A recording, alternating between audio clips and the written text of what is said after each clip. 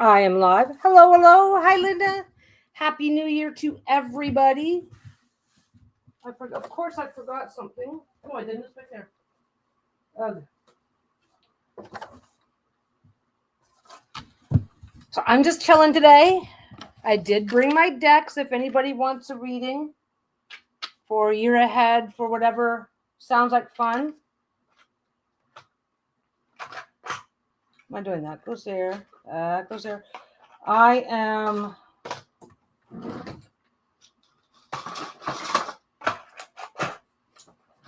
I am just hanging out. Hi, Moira. I am just hanging out. Well, I'm marking fabric. I'm getting ready to do some standard bags.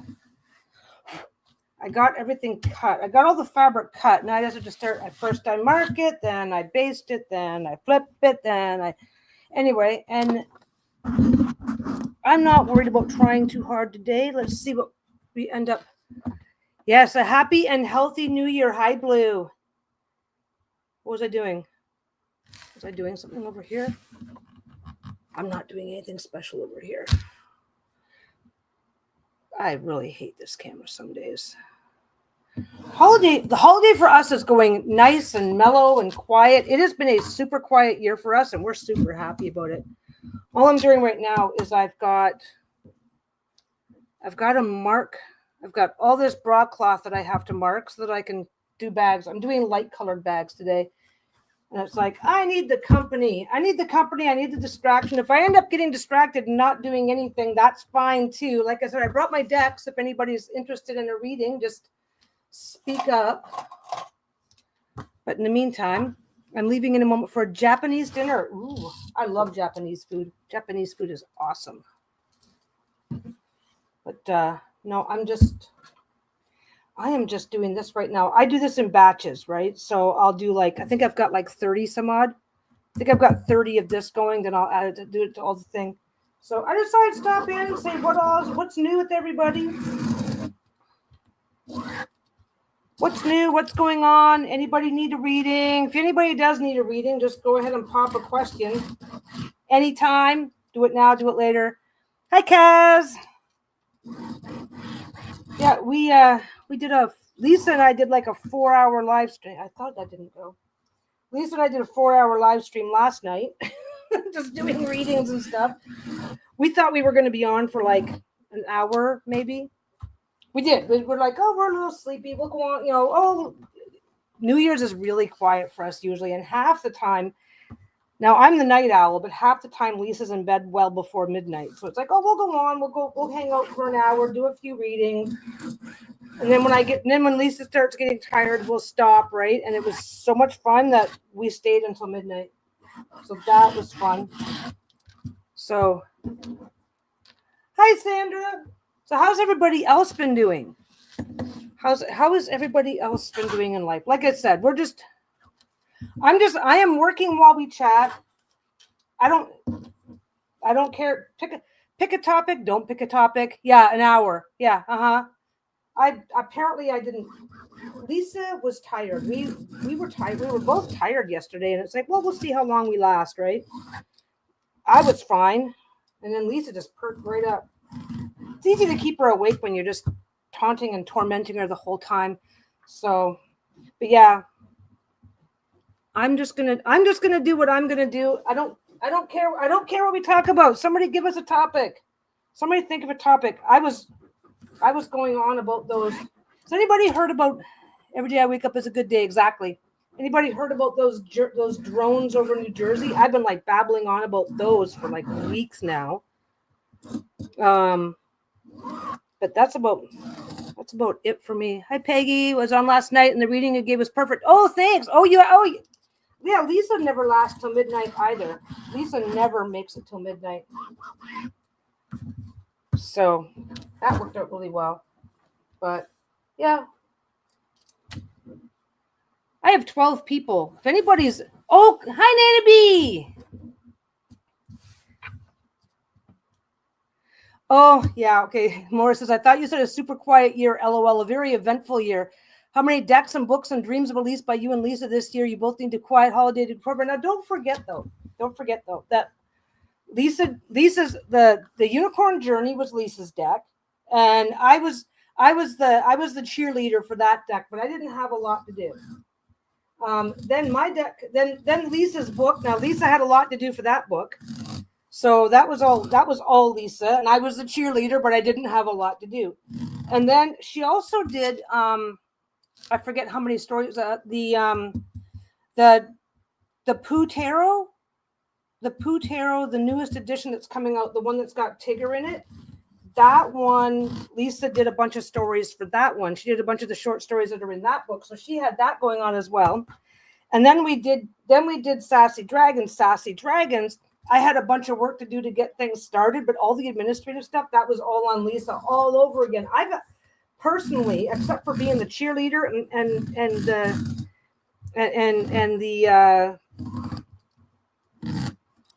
getting Sassy Dragons ready. Yes, I was busy with that, but all like the tedious little mundane things. Yeah, Lisa would be the first to say she couldn't do. That's because I'm the cheerleader. I'm the one, I make sure she stays fed and watered and hydrated and stuff. So, oh, you just pre-ordered the Sassy Dragons. Oh, I think Lisa put the link up. I didn't do anything. I just sat there mouthing off for like 4 hours. It was great. I've been reading tarot for 30 years, but I still don't like reading for myself. Mostly study because I live for this. Yeah. My problem is reading for yourself is difficult. When you're reading tarot for yourself, the difficult thing is, like, I'm the perfect example, right? My day-to-day life doesn't change a lot. So doing a daily, unless you are an extremely busy person, doing a day-to-day reading for yourself is like, oh, well, today I'm going to get up and sew. Okay. And my reading says, oh, you should get some sewing done. And then tomorrow I'm going to get up and sew. My reading says I should get some sewing. It becomes very, you kind of sit there and going, how were the dog poops today? They were awesome. They were both really relaxed. They had a good night's sleep. That's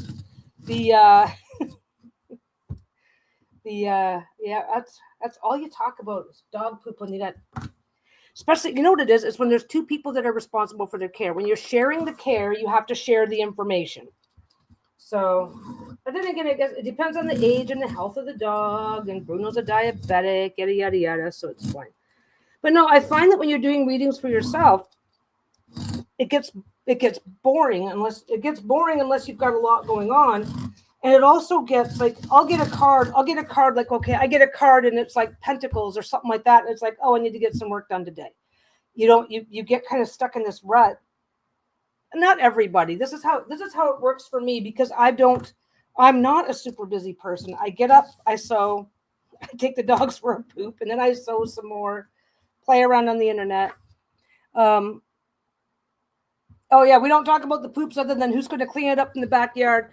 That all changes the minute your dog reaches that stage of life where they've got an ongoing health concern. It changes immediately. It's like, yeah, we went through the not caring stage. We went through the, oh, who's picking that? We went through that stage. It was awesome. And then Bruno became a diabetic. Shayla's basically got an eating disorder. Shayla came to us as a rescue with food issues because she just was not getting fed properly, if at all. And she was getting fed. Our best guess is she was getting fed mostly treats. If she was being fed at all, she was like verging on emaciated. So her whole life, not getting enough food was so normal for her that she was just like, well, I don't like that food, so I'm just not going to eat it. Like some dogs respond to hunger by just eating everything in sight. Other dogs respond by just getting super picky. She was super picky. Anyway, she's fine now. I tend to drift off when I try to read for myself. Yeah, it gets boring. It gets hard to read for yourself because, and like, okay, like I'm retired. I have the shop. So when my reading comes up and gives me, hey, knock, knock, knock, there's something else going on, I don't even tend to notice it unless I'm really paying attention. Now that's just my story, right? That everybody else, Lisa pulls a daily card, but she's got a shit ton of stuff going on in her world. But you get stuck in your own little rut, and then no matter what the cards are telling you, it gets hard to see what's going on outside of your rut. That's how it works for me sometimes. But I find my deck is my voice, so it's been easier for me to notice things because every deck has a nuance. Every deck has a slightly different nuance, and this deck is nuanced 100% to me.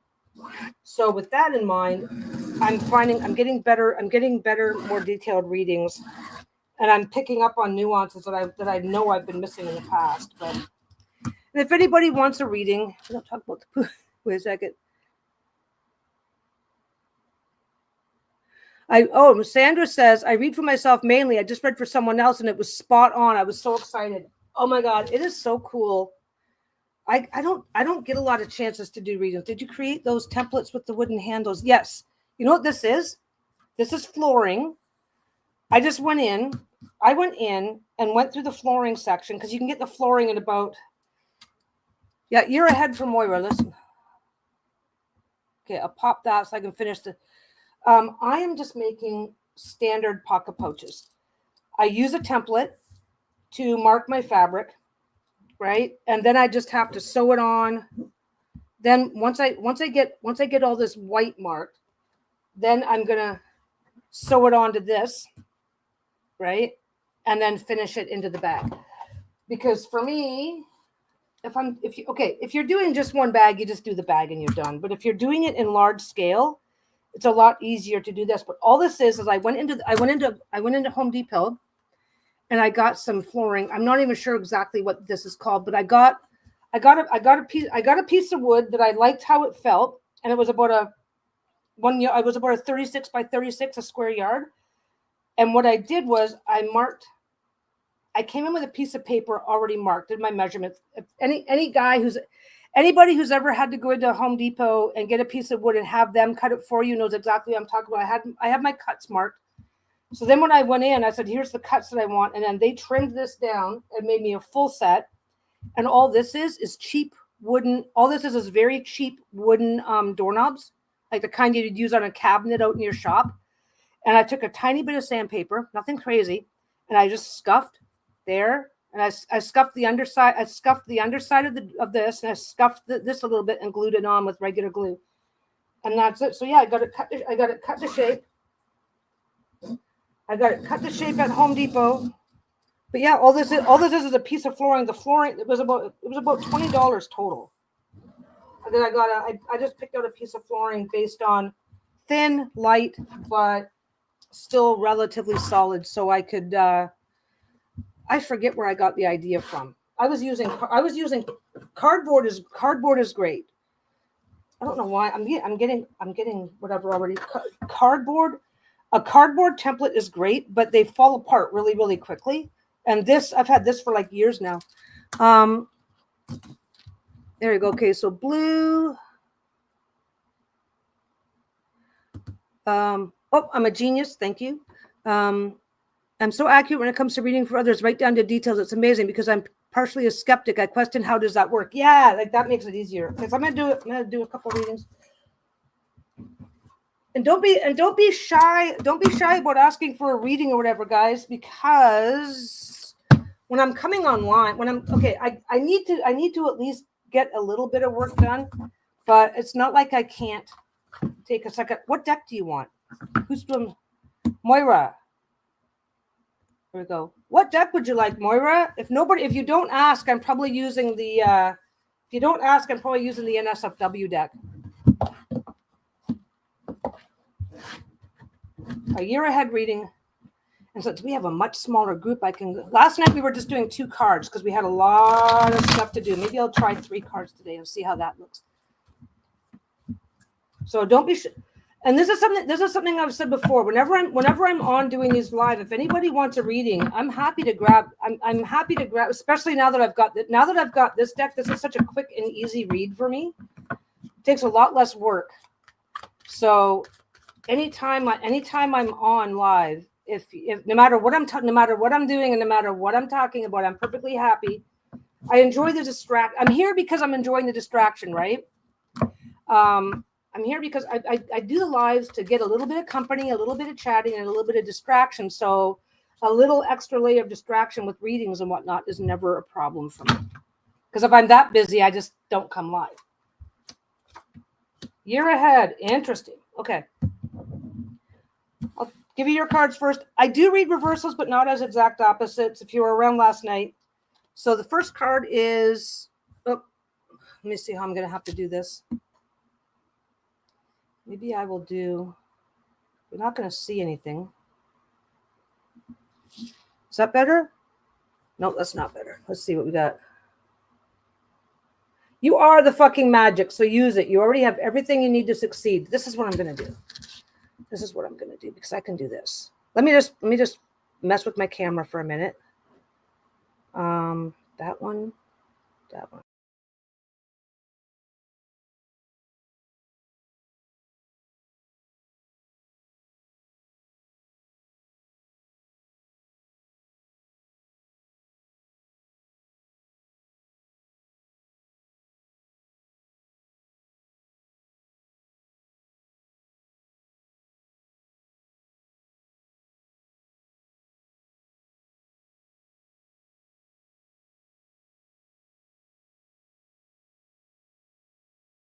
Add that to stage. How's that? Is that better? Is that better, guys? Why is it not letting me unmute the mic?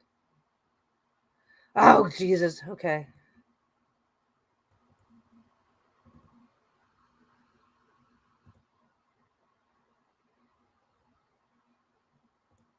How's that? Is that better? That should be normal now. It makes me do all sorts of stuff. Okay, so your first card is a magician. You have everything you need to succeed. This was reversed, right? Ten of Swords. So, Ten of Swords. Yes, it is a shit sandwich, but you don't have to eat it. Rock bottom can be a solid foundation that you can build on. Now, this is in reverse. This one's in reverse. Your next one is also in reverse.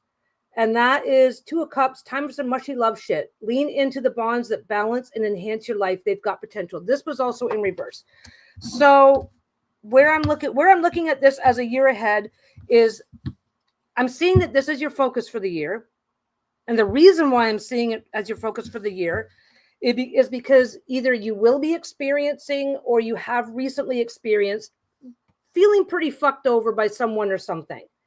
So that's the focus. So okay, in the Ten of Swords, this is the best. Ten of Swords reversed is better than Ten of Swords because when the swords are reversed, they're falling away, right? That's how I view it. So you've been through some shit, and you either recently have or are about to experience feeling kind of fucked over. And just remember the magician. That is your mantra going into next year. And again, now time for some mushy love shit. For a lot of people, the Two of Cups. Wait. Remind me. Two of Cups is very much about relationships. Time for some mushy love shit. Lean into the bonds that balance and enhance your life. They've got potential. Now you're looking at this in reverse. Now, and I'm only drawing 3 cards to outline of an entire year. So was this somebody that you feel close to? Was it somebody that you feel close to who kind of made you feel fucked over? So a part of your year is going to be resolving this. So you've got 2 extremes to be looking at. So you've just come out of feeling fucked over, and there's things to work on, and there's always things to work on. And this may be something that has involved. Okay, and this is the card where you have to decide, right? Because I'm not gonna. I would have to draw cards all day, right? So I'm kind of like looking at this as either this involved somebody you care about, and you're still sorting out your feelings, or this could be, and this is kind of, I got a bit of a vibe on this. Okay. Oh. Yeah, watch the replay if you have a reading but can't stay, I'll do the reading anyway. That's fine. Magician is my personality card. Okay, now where I'm looking at this is, and again, you have to evaluate your own situation in your own life and how things are going for you right now. But I'm kind of thinking that Now, Lisa and I are guilty of this. When we've got something going on, we immediately draw the other one into whatever's going on. We do this together, okay? And which is normal. It's good, it's normal, and it's healthy. And I'm kind of thinking, okay, you've been through some shit, and I think these two are separate, right? I don't think this is involved with this person or this thing. I think you need to focus on being more self-reliant. Okay. The card is in reverse. A reverse doesn't mean, oh, you need to reject everyone that loves you. That's not what that means, right? But I think that this means that you need to lean into your own power and not lean into the other person's power. Does that make sense? Like, okay, like if Lisa sees a spider, I'm the one that goes and kills it, right? And you need to spend a little time learning how to kill your own spiders. It doesn't mean that this person, okay, this does not mean the exact opposite, right? Does that, oh, so it does make sense. Okay. So this is not, a reversal is not an exact opposite. This does not mean, oh, you need to reject love. No. But sometimes you lean a little bit too heavy into, I want to say it right, because there's basically, we have all these negative terms like weaponized incompetence and shit like that. And I don't see that you do that. You don't do that, right? But I think that sometimes you like to get, okay, we all like to get feedback, thoughts, and ideas from the people that we care about before we do things. And I think that there's things going on in your world that you need to like just get a little bit more practice of just doing it. You can check in with them later. Like I said, it's a little bit of practice of killing your own spiders, but it doesn't mean there's anything horrible going on. It just means you need to start experiencing and expressing your own power, the magician. That's what you need to focus on this year. Sometimes when I see 10 of swords and stuff like that, I'm like, I need to really over-explain the shit out of this. But yeah, I think you're off to a good start this year, exploring the magician energy and what that means for you, and taking back, not necessarily taking away from somebody else or rejecting somebody else, but just expressing yourself better, expressing your power. Okay.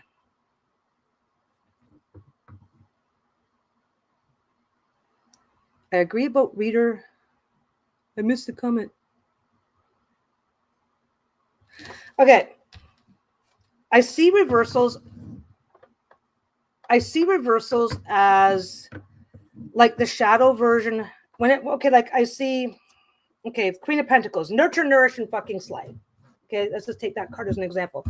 Nurture, nourish, and fucking slay. Maintain the balance between supporting others and supporting yourself. Now, when you see this card in reverse, it doesn't mean that you need to stop taking care of yourselves and let others take care of you.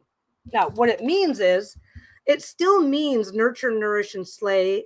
Maintain the balance between supporting others and yourself. But what it could mean when this is in reverse, you kind of have to think of, well, the healthy expression is to maintain balance between helping others and helping yourself. The unhealthy balance, what is the unhealthy balance of that? What could be getting in the way? So it's more nuanced. It's not an exact opposite. Peggy is my coworker today. You know what? I like that. So when I see a card that's in reverse, for starters, I always try to see how it interacts. Is there an interaction with the card beside it? So seeing this card in reverse, you would kind of go, well, you need to focus more on, you need to take a look at what's going on around you, and is one side of that equation out of balance? So it doesn't mean that, oh, you're worthless, I need to stop trying, right? It means that you need to focus on, are you doing more support? Do the people that you support offer support in return? Things like that. So it gets way more nuanced than an exact opposite. Like, let me see if I can get. Yeah. Okay. Here's another Queen of Pentacles, High Priestess, Queen of Denial. Bitch, that's you right now. The truth is within. Listen to your intuition. So when this card is reversed, the intuition is still there. It's all there, but it means that, like, okay, your intuition is telling you something and you're not doing it. It's all there. It's all there. Stop ignoring what's going on. Take a look at what's going on around you. Everything's all there. You just need to be doing more of it. So I kind of see it as nuance / shadow. It really depends on what the card itself. Oh, thanks, Mary. Glad you liked it. Well, I don't know if it's good or bad, but I'm glad you liked it. So yeah, I see a lot of nuance in reversals, and sometimes like, oh, thank you. I love your reverse meanings, and your explanations are so helpful. First time I've read, started understanding how to use them. Honestly, my first rule of tarot is if it doesn't make sense to you, then you're not doing it right. Then okay, if it makes sense to you, then you're doing it right, no matter what, and you don't have to do it the way somebody else does it. But that's a whole different thing. Okay, let's get that one. I got to do this right. If I click the wrong button, the reading goes away. Okay, blue had to go. Blue had to go. Anybody else want? And okay, I know a bunch of you guys were in last night getting year ahead readings. If any, I'm not doing just year ahead. If you have a specific question, or if you just want to fuck around, and I don't care if it's a serious question or a frivolous question. I need the practice. Reading for yourself can be difficult, and like I said, my world isn't super active all the time. So sometimes I will literally sometimes get the exact same card every day. So I have absolutely, give me some practice. Okay, do that one. Where am I at? Something moved. Oh, you missed. I didn't. I thought you were missing last night. Okay. Okay, so blue is gone. So blue, but obviously blue will be coming back to look later. What to look forward to or watch out? What to look forward to or watch out for this year? And again, there's less of us here. It's a more cozy environment, so I can do more cards. I can do more cards and spend more time. Okay, these cards are all in reverse for blue, which, again, I turned off that camera, so I've got better space. What is that tingle in your pants? Inspiration is the fuel you need to pursue your passions. Now, this is reversed. Next card is the Two of Wands. World domination begins here. Beyond your comfort zone is a world of possibilities to explore. So, yeah, you'll get an idea of how I read reversals when I'm doing this. The Sun, let your freak flag fly. Be yourself and successful follow. So what I'm seeing right here is okay, I'm seeing this as a reversal. Maybe I should have that other camera back on. So I'm seeing these and they're reversed, right? Yeah, I'm not sure if I'm going to get these. I like the cameras to be reversed. So these are all reversed, right? So what I'm seeing as reversed is that this is what you need to focus. So blue, this is what you need to focus on for next year because you're not doing enough of it now, right? This is not stop being inspired. This is not go hide away from the world. These are not opposite cards. It's like I'm looking this way, by the way, I'm seeing them upside down. So basically, this is what you need to focus on for next year. And all three cards are about just this year needs to be all about what you need, what's best for you, what works for you. Inspiration is a fuel you need to pursue your passion. So inspiration, moving beyond your comfort zone, and be yourself. The reason why these cards are currently reversed is because that's what you need to do, but you need to do more of it. Because obviously if you don't do more of it, you will find yourself in the most positive expression of these cards, right? So that's see you later, Moira. So that is what your year ahead needs to look like. Ace of Wands, Two of Wands, and the Sun are currently in reverse because you're not doing enough of it. You need to do this is your year to be a little bit self-centered. If something's going on, how is that going to benefit me? I have an idea. I'm going to pursue it. Somebody else says that's not necessarily a good idea. I think I should pursue it. Like, so this is your year to grow into some of your own power.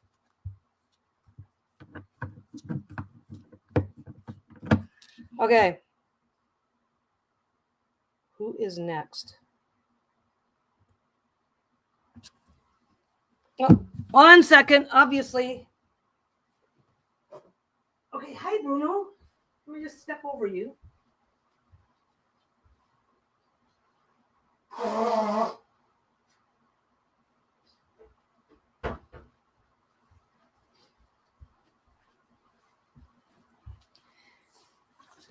It's almost a ritual at this point that I have just enough irritation from allergies that after I've been talking for a bit, I have to get up and go blow my nose right quick. So that's just that is the price of admission. Okay. We have Franchesca Andulas. Reading, please, month ahead. Okay. By the way, I don't know. I shuffle in reversals intentionally, right? So this is just something I do. Is like la la la la la la la la. Shuffle, rifle, shuffle, and then when I'm taking the cards out, instead of putting them back in the same direction, I'll intentionally flip them, just to keep them flipping and reflipping, and flip some and flip others and not flip. That way they're because if you flip a bunch of cards, but then keep doing them keep shuffling the exact same way and don't flip your cards over and whatnot, then the same card can stay reversed forever and ever and ever. Okay. So reading, please, month ahead. The sun. World dumb. Wow. Okay. I know I put these cards. Whenever I put the cards in, I'll like put one here, then one here, and one here. The sun and the Two of Wands decide to meet back up again. Let your freak flag fly. Be yourself, and success will follow. So, this is be yourself. There's something. My assumption with this being the first card is that you've already got stuff that you've got stuff that you want to look into and explore. This right now for the next month. There's stuff that you've already got going on up here that you want to explore. Do it. Go for it. And whoops, wrong camera. Two of Wands, world domination begins here. Beyond your comfort zone is a world of possibilities so basically these two cards talk to each other. Let your freak flag fly and move a little beyond your comfort zone, and that's going to be a successful place to be. Now the next card is the Knight of Cups. This one was reversed. Let your heart lead, but keep your fucking head in the game. Seek the experience and people in life that make you happy. So do the thing. Something's going on for you. I got to get that camera. This camera's confusing me. Because I'm holding. Who's doing what? Oh, okay. So this is all about you've got a thought, an idea, whether it's a work project, whether it's a cool vacation you want to go on. So these two are upright. And they are connected. Like world domination, let your freak flag fly. You've got a really cool idea that you haven't really taught. You either have or are about to be inspired by a cool idea that you haven't, that seems really, really cool, right? Now, this card is in reverse. This is, again, let your heart lead, but keep your fucking head in the game. Seek the experiences and people in life that make you happy. Now, this card is in reverse. Now, the reason why, and again, for me, everything is nuanced. Seek the people that will help you with this project. Whatever inspiration you have, make sure that if you have a really cool idea, don't be afraid to talk about it. This is my suspicion. My suspicion is that whatever this really cool idea is that you either have now or are about to encounter, you will need the help of others, right? But now when you're reaching out to other people, let your heart lead, but keep your fucking head in the game. When I reach out, if I say to Lisa, let's go spider hunting, she's going to look at me and go, are you fucking nuts? Right? It's not her thing. Right? But if I say to somebody else who thinks that sort of thing is cool, I don't know who would, but anyway, because spiders aren't my favorite thing. It's a really obvious in your face example. So let your heart lead. Don't be afraid to talk about it and explore it. Don't let yourself get talked out of it because you're talking to the wrong person or you're expressing it not expressing it in the wrong way. Like I said, like if I say to Lisa, let's go spider hunting, there's no fucking way. That would be a no, right? Turn it upside down by showing a little discernment in who you're inviting along for the adventure. It's okay to get thoughts and ideas. But like if you say, I want to do this really cool, okay, I want to do this really cool thing. I want to go on this really cool vacation and visit all these nightclubs. What do you think, Mom? And Mom's like, I don't party. What the hell? Don't take Mom's advice. Now, if Mom has some good advice, sure, not a problem. But make sure you have enough money so that you can take cabs and Ubers so that if you're wasted, you're not going to get in trouble for drunk driving. That turns this. Mom doesn't want to go with you, but she may have some really good ideas to help make you successful, right? You don't go clubbing without a plan, because that's how you end up with a DUI, right? So don't be afraid to talk about it, but just make sure that you're filtering your advice accordingly to what's going to work, what's not going to work. And I think you're going to be off to a good start with some good ideas. Oh, here. Yeah. I miss so many lives. My grandkids are always here, which I love, but they have hollow legs, and I'm always cooking or cleaning. Teach them to cook. You know what? Here's a really cool thing. When my kids were like, by the time Stephen was 4, he was making grilled cheese.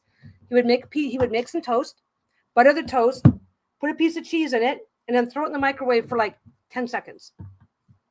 Just enough to melt the cheese. Grilled cheese sandwiches. And now he's cooking for himself. Here's some crackers and cold meat. We were big on cooking. Well, I'm clean, but I'm messy. So that part was never a huge issue for me. But big on cooking, and the kids were always wanting to cook something. So, and you're welcome, Franchesca. I hope that made sense. That's my thing. It's like, does that make sense? Okay, that was done. Wait, I gotta take that one off. Okay, I'm super careful about how I do this, because if you click it wrong, you lose it. Okay.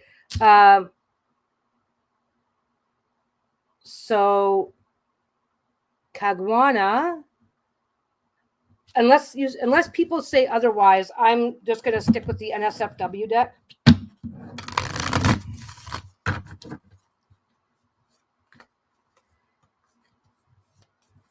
Okay. So your year ahead. Okay. So your year ahead starts with the moon. Why, you kinky little fuck. Explore the unknown. You never know what you'll uncover. So that's going to be a big part of your next year. This is upright. So this is the positive thing that you're looking for right now. The next card is the Page of Wands. Jump in the fucking puddles. Pursue your passion with enthusiasm. Anything is possible. And again, these two cards absolutely speak to each other, right? These two cards are both about exploring new things. Jump in the puddles. Pursue your passion with enthusiasm. Anything is possible. So this is the anything is possible year for you. Explore new things, explore new thoughts, explore new ideas. Now, what you do have though is you have this was in reverse. This is a 7 of Pentacles. Not yet. We have all night. Be patient. The results of your efforts will reveal themselves soon. Now, this card was in reverse. Now, this could be one of two things. This could be one of two extremes. And I basically have to. I'm basically going to go with my intuition here. Is that not yet? We have all night. This card being reversed is basically like you are going to have a lot of temptation to rush in situations where you shouldn't necessarily be rushing. Remember to take your time. So I'm seeing, okay, what I'm seeing here, let me get back on track. What I'm seeing here is you got new thoughts, new ideas, new puddles to jump in. You've got that happening. But as a year ahead, this card, as a year ahead, I'm seeing the 7 of Pentacles being in reverse here, because I think you're going to be exploring a whole lot of new things. And I think the reason why this is in reverse is because it's telling you that your payoff for that is not going to come until later in the year. Right.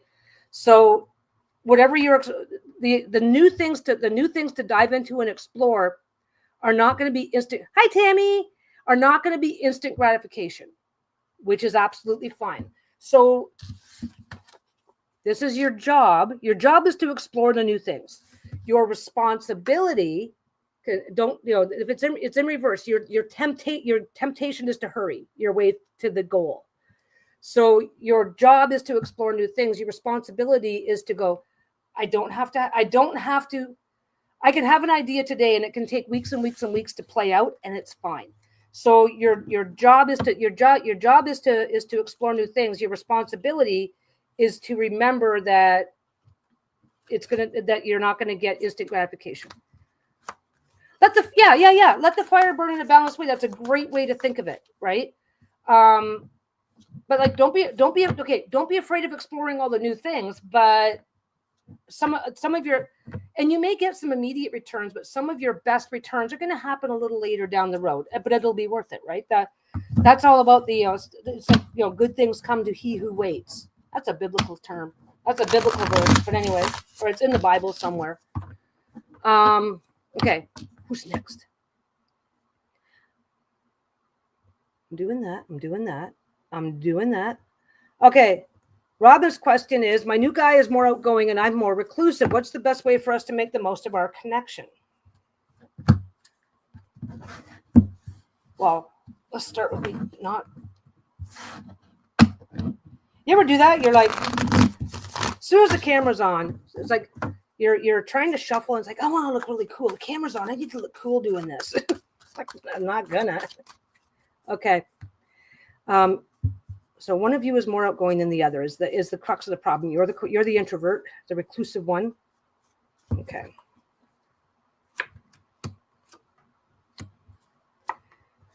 Okay. I have to go look this one up. We made a small change to one of the cards, and I just got that card, so I've got to just double check what the current meaning on the card is. Oh wait, it's the table. If I can find it. Lisa's home today. She's off. There we are. I was going to say Lisa's home today, so if I can't find it. Okay. Okay. All of your cards are upright, which is okay. Sometimes there are a few upright cards that to get them are like, oh my fucking God, what the hell just happened, right? I might as well leave that up. Okay. All of your cards are upright. Your first card is Sneaky Bastards Alert. Check your assumptions at the door and question what you see. So number one, I'm going to take this card. Let me see what we got here. Yeah, absolutely. I got your question, Tami. Anybody else with a question? It's fine. Okay, so Sneaky Bastard Alert, check your assumptions at the door. I'm just going to do all three cards and then we'll take a look at them, okay? Next card is the Sun. Let your freak flag fly. Be yourself and success will follow. That's the center card, right? Now, this one here is the Lover's card. And currently it said, oh, that's one of the ones that we had to fix. That's the card as it is right now. The new write-up is going to be no threesomes this time. Pick one. You have a big decision to make. Make that decision with your heart. Okay. So, come on. There we go. So, how I'm seeing this is check your assumptions at the door. Now, how about a reading on the drones? Oh, that'd be fun. That'd be fun. We'll do a reading on the drones. I have several. I've been paying attention to that. My God. Okay. Check your assumptions at the door. Now, when you and your partner, when you and the current person in your life have very, very, very different sets of values, and in this case, he's more outgoing and you're more reclusive, it's really easy to make assumptions about how, oh, well, things can't, and I'm making an assumption. I'm not speaking for you. When you're talking about a relationship, it's really easy to go, this has nowhere to go because we're too different. Okay, so even though the card says Sneaky Bastard Alert, the second part matters. Check your assumptions at the door and question what you see. So what you see is he's an extrovert, I'm an introvert. That's what you see, right? Now, so what I'm seeing right now is you're a little not trapped. Well, yeah, I think you might be trapped in some assumptions. Really easy to do. So don't beat yourself up. Move on to the Sun. Let your freak flag fly. Be yourself and success will follow. Now, that's a really simple concept. That's really, really simple. Like Lisa and I are really, really, really opposite in a lot of ways. I'm an extrovert. She's an introvert, right? I just be myself. She's just herself. And the stuff that works just works, and we don't have to try on it. The stuff that doesn't work, we just communicate, right? Communication is usually the best way to get through this sort of stuff. And like, let your freak flag fly and be yourself. do not put yourself in uncomfortable positions just to maintain the relationship, because then you really are going to be trapped in the first part of this, which is the sneaky bastard alert. Not that you'll be a bastard or he'll be a bastard, but at the end of the day, nobody's going to be happy, right? So check your assumptions. Check your assumptions about what does and doesn't work for him. Check your assumptions about what does and doesn't work for you. You might be at a stage of life where maybe you're ready to be a little bit more outgoing in certain ways. Maybe, I'm making an assumption that you guys haven't been together for long. There's plenty of time and lots to discover. So don't let your assumptions on just that one thing color your opinions on what is or isn't possible. And again, this one here is no threesomes. You have to pick one. Now, no threesomes this time. Pick one. You have a big decision to make. Make that decision with your heart. So what I'm seeing here is, I'm seeing this as a bit of a separate thing. You will have to make a decision. Okay. When you will have to make a decision. So work on this, right? Work on this. And you may have to make a decision to get out a little bit more than what you're strictly comfortable with as part of building the relationship. Not to the point where you're playing games, right? So communicate, work on what you're going to work on. Be honest about what you need. Be honest about what you need. Be receptive to what he needs. And then at some point, and again, this is me assuming. I'm making assumptions because unless I'm incorrect, you guys haven't been together for a super long time. So work on this. Yeah, our energy levels are different. We're both 70-year-olds, but he acts like a 60 and I act like I'm 80. He wants me to be more energetic and I like him to take things a little bit easier. So I think the step right now is a lot of communication. Like, well, in what areas are you comfortable being more active? In what areas is he more comfortable being less active? Right? Yeah, communication. Yeah, not quite too much. So this is what matters right now. Now, because you've only been together for a couple of months, I want to make sure I express this correctly, because when you get a card like this, it's really easy to go, I've got to pick, and I've got to pick right now. And you don't, right? Communicate some more, explore what works, get a little bit outside of your comfort zone and see if you're okay with it. Ask him to do the same. See if he's comfortable with it. What I'm seeing this as being, you are, every single relationship reaches a point where you need to decide whether this isn't working out. I need to make a decision. This is going great. I need to make a decision. So this card came third. Do not let this be the priority of what you're doing. Work on this. And then when it's time for that decision, you'll know what's going to work for you and what's not going to work for you. Don't be in a rush. Don't be in a hurry. Don't be in a rush. Don't be in a hurry. And don't be so focused on that Lover's card that you're not. It's really easy to trap yourself. I'm so focused on the Lover's card that I'm not doing anything, right? You can end up sabotaging yourself if you're not careful. Yeah, we're in it for the long haul. We just need to tweak things till they work for both of us. Exactly. So I think what you need to look at the Lover's card as not whether to stay or go. You need to look at the Lover's card of, have we reached that long haul point yet, or is there a little bit more work to be done? Is that more accurate? Does that, and if anybody, by the way, if anybody else has a different thought or a different idea, I am absolutely happy. I am absolutely happy to be corrected, or for somebody else to say, I think it means this, and because if I've got it wrong, I want to know. But I don't think the Lover's card is about choosing whether to stay or go. I think the Lover's card in your situation, because it came last, the Lover's card in your situation, the other two cards, I've already shuffled them in. This is the work that you need to do. And the Lover's card is about deciding whether or not you've reached that balance and equilibrium that will make the long term much easier, much better.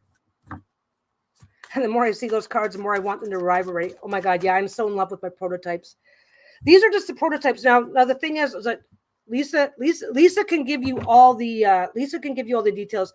The colors, like this is like the grays, right? These colors are going to be more intense.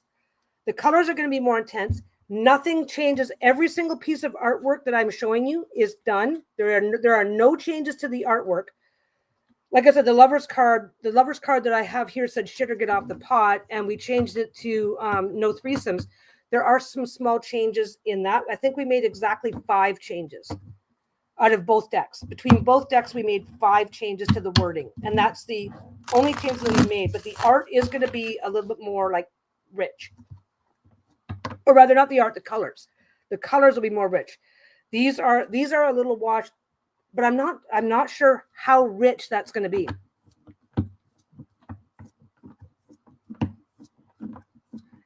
Yeah, things aren't going well. You need to make a decision. Things are going well. You need to make a decision. Yeah.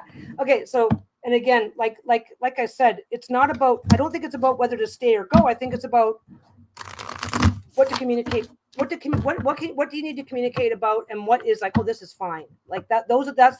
It's not a stay or go decision. It's a this needs more work. This doesn't need any more work. That's your decisions. Yeah, that's what I was saying. That's kind of why I stopped myself when it was the lover's card, because the lover's card is not about making a decision. It's not about making a stay or go decision. It's not about deciding whether or not to abandon the relationship. It's about deciding which areas need work, which areas need more work, which areas need less work. That's the decision. That's kind of where I'm seeing. That's kind of where I was seeing it, because I really didn't see stay or go energy. But it's really easy to get into the trap of, we're working on this, we need to keep working on it. And then we need to keep, it's kind of hard to move on to the next thing. Yeah, you always think, okay, everything in life requires a decision. Getting up in the morning, am I getting up, or am I going to roll back over for an hour, right? Okay, who's next?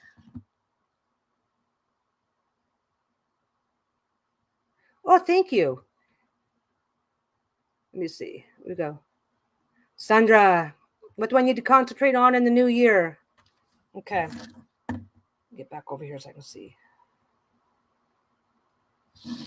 Yeah, Kagana says it will be so much fun to get them, and now I understand their energy better seeing you. Well, thank you for that. My belief is that every single deck has a slightly different nuance on its energy, its meaning. That's why there's so many decks. Every single creator has a slightly different thought or idea. Yeah, I always tell people, if you have a problem and you have tried everything and nothing works, let go of the relationship or learn to live with it. Exactly. I mean, but there is, yeah, as long if you know for, okay, that's why I left my ex, right? It's like, well, this ain't working and nothing's working, so it's time to go. I don't think Robin's in that position. I think because you have extrovert, introvert, I think it's just a matter of being aware of what needs work and what doesn't need work.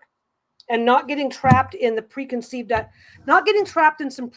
ideas. I'm an introvert. I could never enjoy this. He's an extrovert. He could never enjoy that. Right? I think you guys have a lot of exploring to do.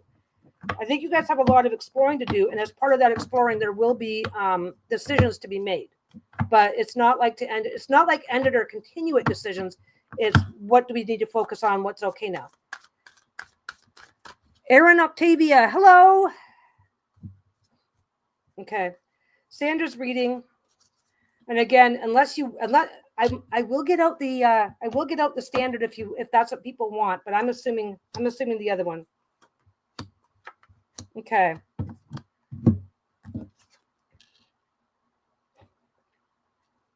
Okay.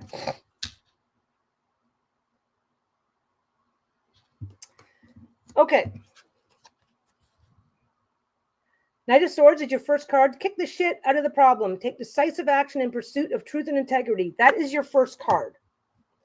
Now, don't hate me. I'm just a messenger. This one was in reverse. Don't be such a tight ass. Practice discernment so you know when to save and when to spend.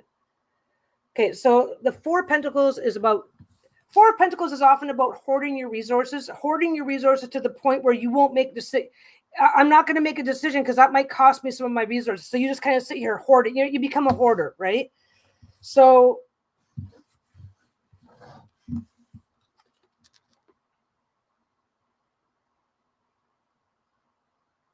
Yeah. See, I think you're already on the right path, Robin. I think that I don't think you have a lot to worry about. And I think you're already on the right path.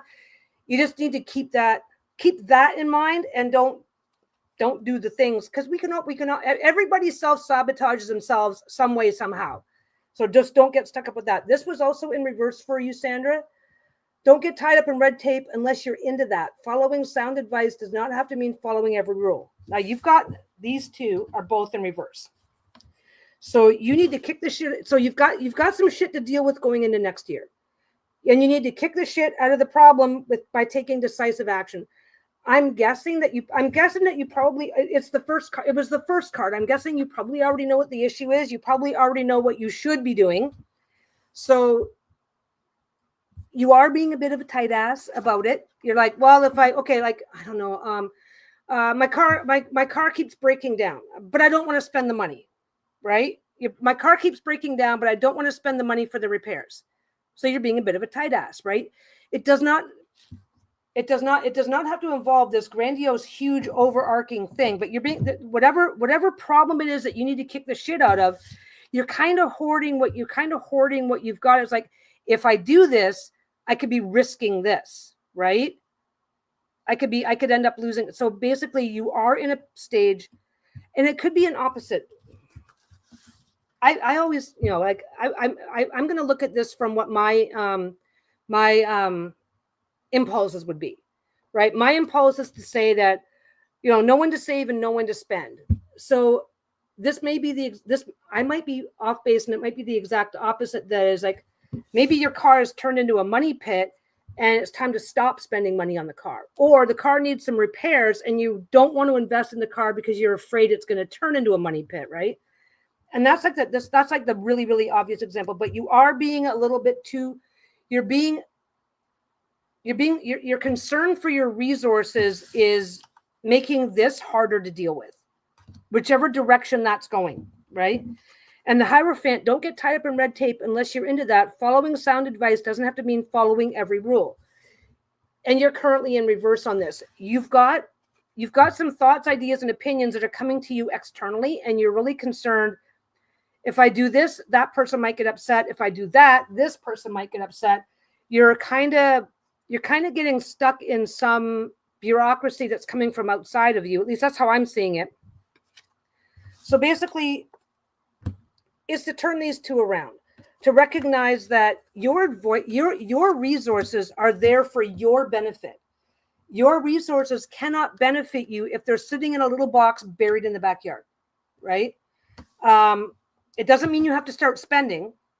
You can still keep your resources. You can still go, I'm not spending any money on that shit box of a car. You can still do that, but you need to do it from the place of an educated decision rather than a reaction to what you think you should be doing, which is where this is, right? Follow sound advice does not mean following every rule. So if you've got somebody that's like, okay, I've got 20 years in the automotive industry and you should be doing this, that doesn't mean you have. It's just because it's sound advice doesn't necessarily, okay, I get that, it's great advice, it's not working for my situation right now, right? So you're concentrating on the new year is to kick the shit out of whatever you feel is holding you back, and take some time to think about your resources. Think about your resources. Think about where your advice is coming from. Do some research. Talk to some different people. Take a look and see what do you have other resources that you're not really giving a lot of thought to? Sort that out, and then go kick the shit out of the problem. That's what you need to concentrate on in the new year. And again, the size and scope of the problem, that's not really being addressed here, but whatever it is important to you. So that is where you need to focus on. And that's where you're at. Okay. Get those cards mixed in. Where are we at right now? Yeah, as soon as Sassy Dragons ends up in Lisa's store, I'm getting a copy for my. By the way, yeah, Sassy Dragons is going into Lisa's shop because Lisa's Etsy shop. That's how we're doing the decks. The decks are going to be living in a fulfillment center in the U.S. because that is the best and most economical way to ship them. Because shipping from Canada is fucking crazy expensive. Shipping from Canada is super expensive unless what you're shipping is small, like a bag, right? So when the Sassy Dragons does come out, is that reversed? I thought I flipped the card over. When the Sassy Dragons does come out, it's going to be coming out through Lisa's Etsy shop, and that's going to be really easy to find. So if you see, and Lisa's Etsy shop, I believe, just says Lisa Perez. There's not going to be any guesswork about who owns the shop. You'll see Lisa's name on it. So you will not see my deck in my shop. It's just not real. It's not realistic because when you have, because then I would have bags coming from Canada, but decks coming from the US, and it would get really confusing really fast. So we just decided to keep everything separate. Okay.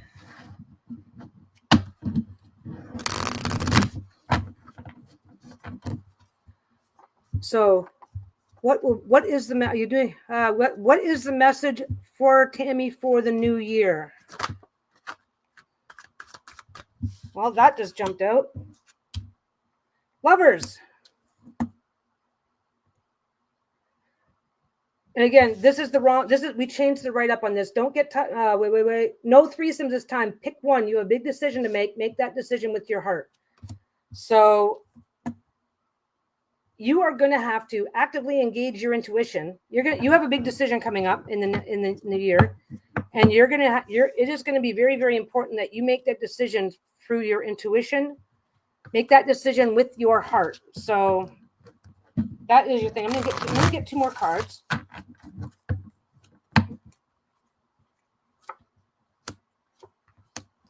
Wow, you are all about the major arcana. So we have justice reversed. Fuck around and find out. Actions come with consequences. It's time to face the music. Now, this card was reversed. This card being reversed could be that your decision, I don't think it's you facing the music. Your decision is going to have a very strong impact on somebody else. So you've got a big decision to make, and somebody else, I'm kind of sensing this being somebody else, not necessarily you, because it's reversed. So yeah, fuck around and find out. Actions come with consequences. It's time to face the music. So somebody else is going to be very strongly impacted by your decision. I'm guessing that's why you haven't made the decision. And the last card is the Magician. This one was the Lovers and the Magician are both upright. And the Magician is, you are the fucking magic. Let me just get the reading here. You are the fucking magic, so use it. You already have everything you need to succeed. And because this card fell out, I kind of did this. I kind of saw it like this. So the Lovers is being mitigated by the Magician on one side, by Justice reversed on the other. And I think it's really interesting that you've got all three major arcana cards. So I'm seeing that this is a decision that's going to have a major impact on your life. When three major arcana come up in a 3-card reading, that's going to tell you something. And whatever comes, the Justice card is reversed. There will be consequences. It's either going to be not nearly as bad as you're afraid of, or this is going to affect somebody else and they're not going to be too happy about. But I suspect that because this is all three major arcana, I suspect that no matter what decision you make, whoever this card is representing, because I don't think this card is representing you, whoever this card is representing is going to be unhappy no matter what decision you make. And just remember that you have all the tools that you need to make that, whatever decision you make, whatever decision that you're gravitating towards, that decision will succeed for you. You have everything that you need to be successful at it. It's just a matter of deciding, it's a matter of ripping off the Band-Aid. That's kind of where you're at with that. Okay. Now, the next question. Rainwind, yeah, Happy New Year, Happy New Year. It is the very first day, 25/01/01. It is the very first day of the year. So,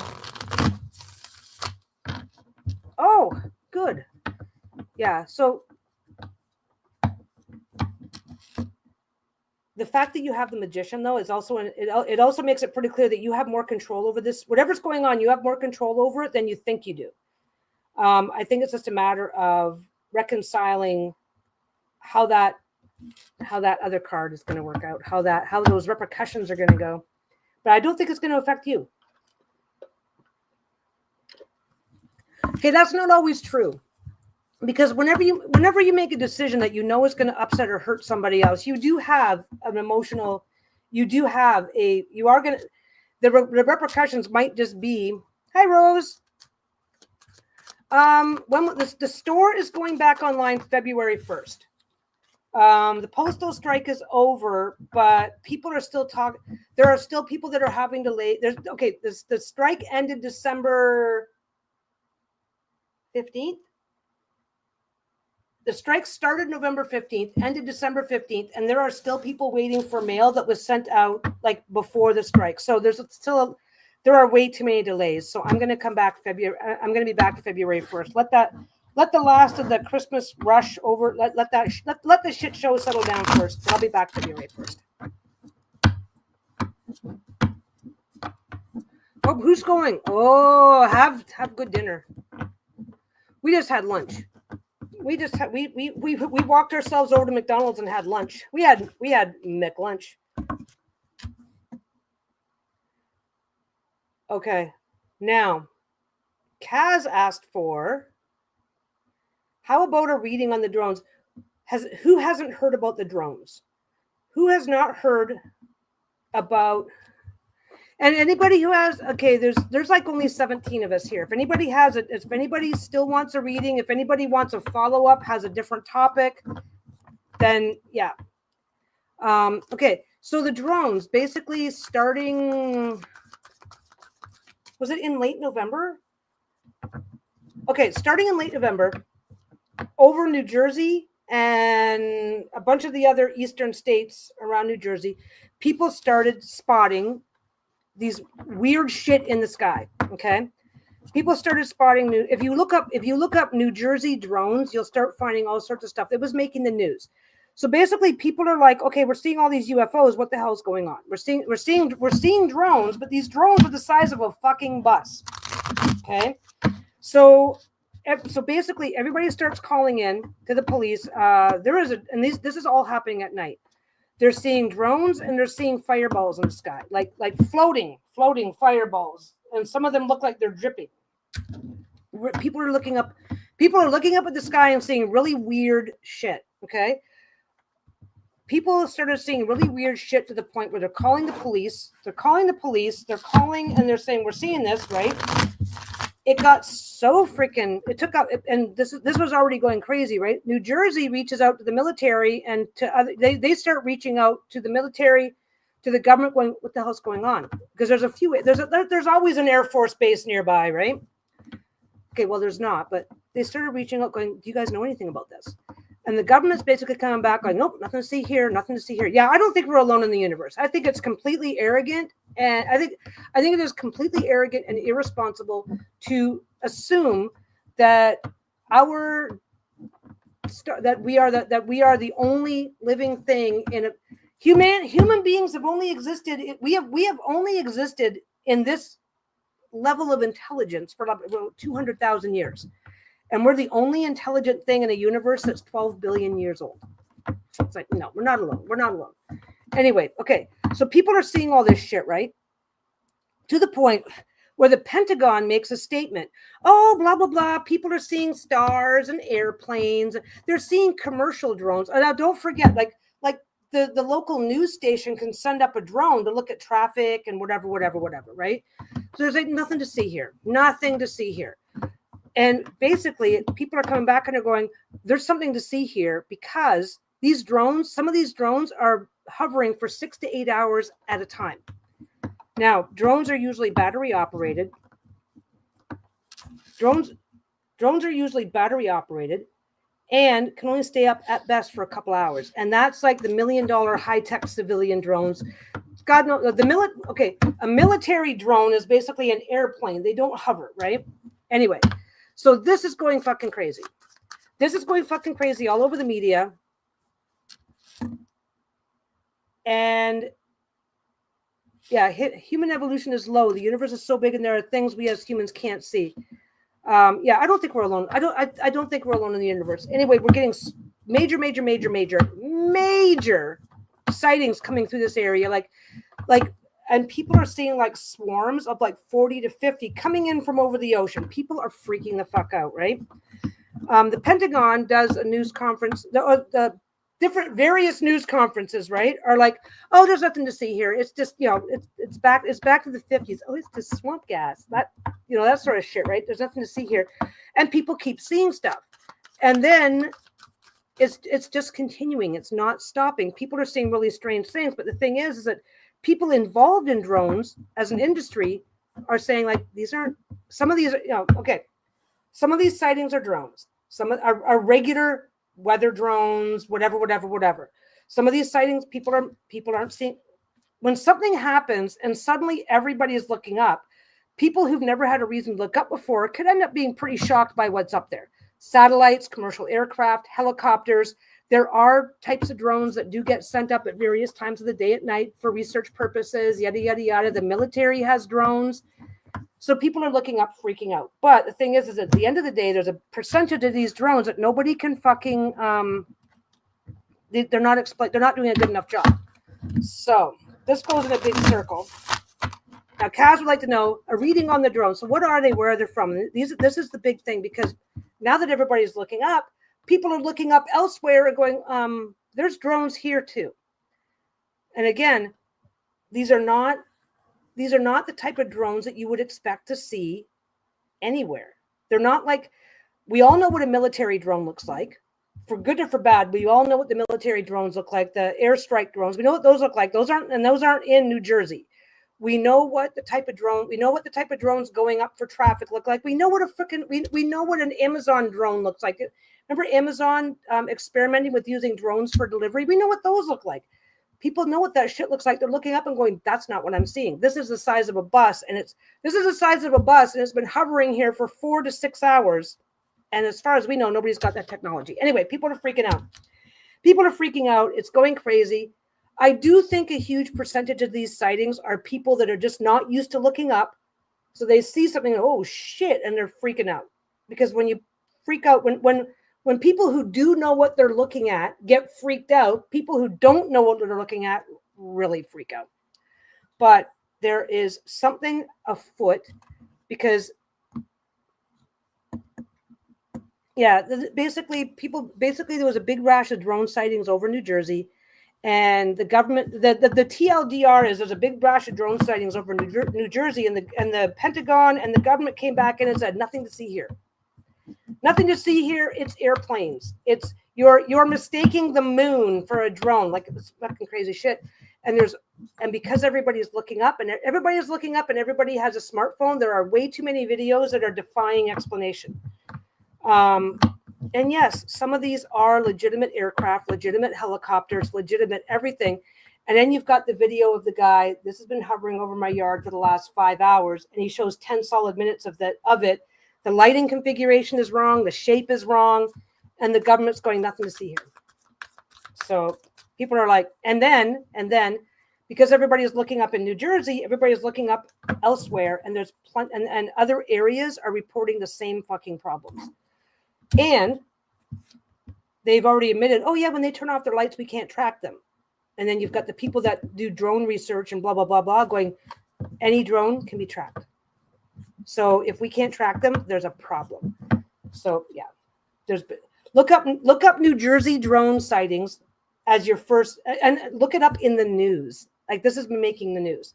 So we're doing a reading to see if it will tell us anything.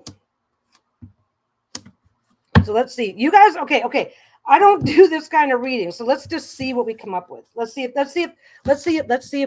we can get the tarot to talk to the metaphysical, or the tarot talks to ET. So the first card is the Hanged One. Stuck in fuckery, hang in there. It's not the end. Waiting is hard, even if it's worth it. Now, Trump did a news conference, and he was asked about the drones. And now, you guys may not know this, and it's not about Trump. You guys may not know this, but any city, whenever there is a national security issue, not only the president, but any previous sitting presidents are also advised on what's going on. because, due to security clearance issues and stuff like that, the president has a very small group of people that he can actually openly discuss things with. So Trump was advised by the Pentagon what was going on. Trump said, they know what's going on. This the reason why this caught my attention. Trump said they know what's going on. They just don't want to tell anybody. I wish they would, is what he said in one of his news conferences. So basically, Trump said that they know what it is. They advise they know what it is, and I don't because they advise all sitting presidents. It's true. You can go look it up. National security is our previous presidents updated on security issues, yada yada yada. They are. It's been happening for that's how it's always gone. Trump's statement was they know what it is, they just don't want to tell anybody. And so getting this makes me wonder that if they haven't disclosed anything by the time Trump is sworn into office, Trump may order them to disclose. It would be interesting because Trump was also the one that ordered the disclosure of all information on UFOs and UAPs. He ordered the disclosure just before he left office, and then they did the disclosure like 9 months later. Everything was like blacked out and redacted. But anyway, experienced fucks know best. Practical skills and meticulous planning pave the way for success.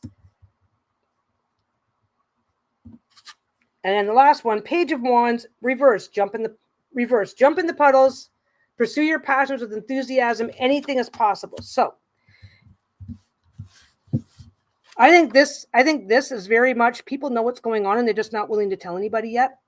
And they're probably going to be, if the drones are still an issue come January, because Trump said he doesn't understand why they're not willing to tell anybody what's going on. So the information that Trump got as part of his debriefing indicates that it's not as big of a deal as we think it is, or whatever. He doesn't understand. So this could be that if they don't tell us what's going on by the time he's inaugurated, he might order that after. King of Pentacles, experienced fucks know best. Practical skills and meticulous planning pave the way to success. So I'm kind of seeing this as they know whoever they may be, they do know what's going on. They just don't want to tell anybody. But I do see success in this case as being, oh, you're welcome. Yeah, I've been like, okay, this is the joy of being retired. You get to just sit down and go, hey, let's just see what's new about this today. So King of Pentacles and the Page of Wands, experienced fucks know best. Practical skills and meticulous planning pave the way to success. There is a whole bunch of people out there saying that these drones belong to the military. And the military, there's a whole lot of people saying these drones belong to the U.S. military, and the U.S. military is up to some shit and shenanigans that they don't want to admit to just yet. And I'm kind of thinking that if that's the case, then it might be that we're going to get told what's going on, but only when it's no longer like Delta bombers. People were seeing Delta bombers all over the U.S. for a while. Until for like off and on for a few years. We're seeing these these triangle shaped crap. We don't know what's going on. Oh, it's swamp gas. You're not seeing anything. It's not important. It's this, it's that. And then once the technology reached the point where they could no longer hide it anymore. Oh, hey, we have Delta bombers, by the way. All those UFOs you've been seeing for 10 years was us. I think we're going to get told. I do believe whether or not some of these drones are ET taking a look around, I think an equal number of these drones are U.S. military doing various covert black ops that they don't want to tell anybody about. I hope that we get this whole story, but I have a feeling that by the time we do, that we're not going to believe it anyway. We're not going to believe it. Like, they could have come up, there are 1,500 different rational explanations they could have given us by now that people would have believed. One of the key things, people were seeing these drones coming in from over the water, and that was what was really confusing them. Like, what if there's a foreign ship sitting just outside of the 200-mile limit sending drones in? And you're lying to us. People were freaking out about that. All the military would have had to say was, "Oh, those are ours. We're conducting some special exercises for national security and public safety in the event of a disaster, like an earthquake or a tsunami." People would have believed it. People would have believed it. Yeah, we're running these at night. We're running these at night because we're experimenting with classified technology for disaster preparedness in the event of a tsunami or an earthquake. People would have went, "Oh, okay." But they didn't. They wouldn't do it. Whatever's going on has the military freaked out because they usually do a much better job. They usually do a much better job of distracting us than they're doing over this. But anyway, I'm not sure that I'm not. I think I'm confident in the first card being, yeah, we'll find out. We'll find out, but I'm not confident that I'm not confident that we're actually going to believe it. I don't think it's going to. I don't trust. Okay, I'm Canadian. I don't trust your government. I don't trust my own. It's like, whatever. Okay, Nicole Barton, what do I need to focus on this year? Okay.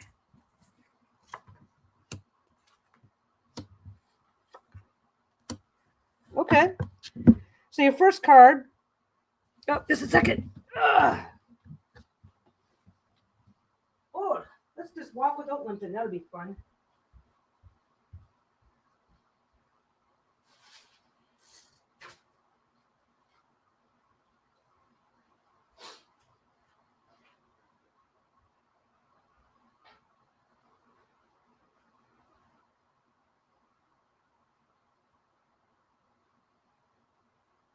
How's that coming along?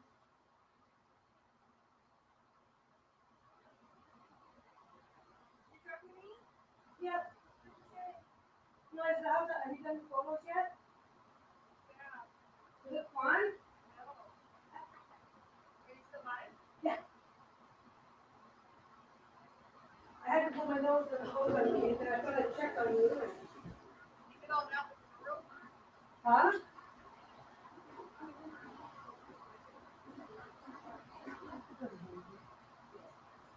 Really?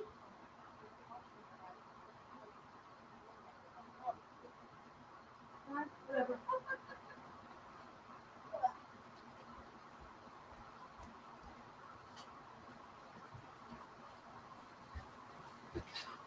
Sorry, guys, I had to get up to blow my nose, and I decided a pee was a good idea. Then I decided to check in on the wife.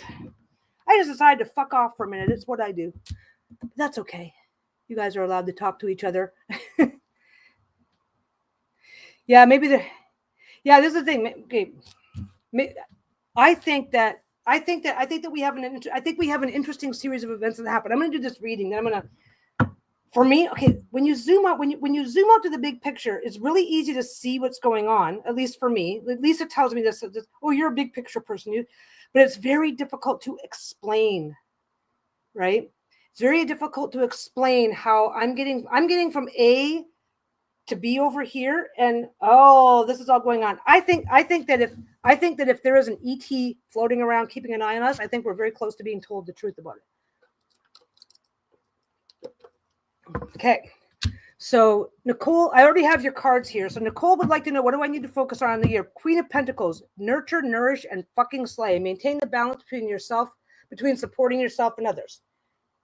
So you don't have enough balance of that. That is not balanced very well in your life right now. Okay, I'm assuming, because if your life was balanced, it would not be your mission for next year, right? So you don't do, you're doing too much for others, not enough for yourself. That's something that you need. And don't forget, it's kind of really easy to go. You ever heard of shopping therapy, right?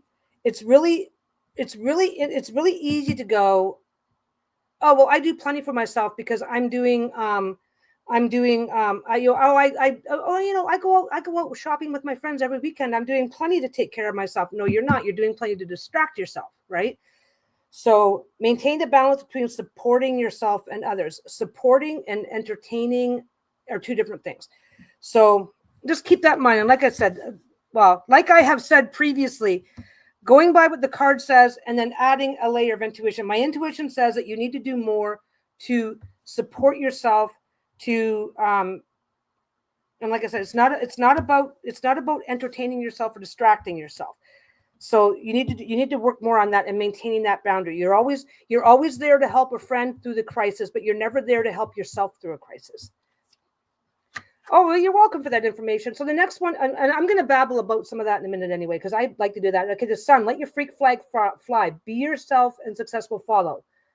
This card's in reverse. And again, exactly connected to the Queen of Pentacles, because you're not doing enough to let your freak flag fly. Do more of it. Don't be afraid. Don't be afraid to be yourself. Don't be afraid to do more of that. And I get it. Okay, you're not necessarily gonna be yourself and let your freak flag fly in front of grandma. There's always a time and a place, and that's fine. Okay. There's always a time and a place, but it's not every time, every place. Do more of this. Do more of this when it's rational and reasonable to do so. That is something that you need to focus on. That is how you're going to get to your balance, right? And again, temperance, don't screw with the brew. Balance those ingredients. Finding the middle path ensures stability. So again, all three of these cards are about, well, okay, the let your freak flag fly is like do more things that are all about you. And again, it's not about distraction or entertainment, it's about you. And these two cards very much talk to each other. Nurture, nourish, and fucking slay. And this is about don't screw the brew. So nurture, nourish, and fucking slay. But the message is maintain the balance. Okay, there's the word balance. Balance those ingredients. Finding the middle path ensures stability. So working on that balance between give and take, support, giving support, accepting support, finding that balance is what's really, really important this year for you. And doing more, engaging in more self-expression is how you're going to go about it. And that's what you have to work on this year. That is your focus for the year. Oh, I didn't do that right. I'm going to go. Boop. Boop. Come on. I know where you are. You just go right there. There we go. Okay. So I think I've got one more reading.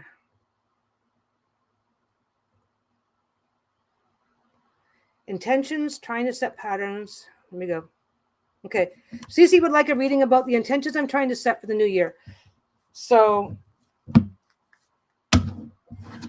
going to do that, and I'm going to start babbling about UFO shit. Like I said, I meant what I said. I am all about you guys. You keep me distracted, and I will just babble on about shit for hours. It's great. It's awesome. We'll do Cece's reading right quick, and then we can talk about UFOs. Lisa's in the other room, ignoring me, avoiding me. Okay.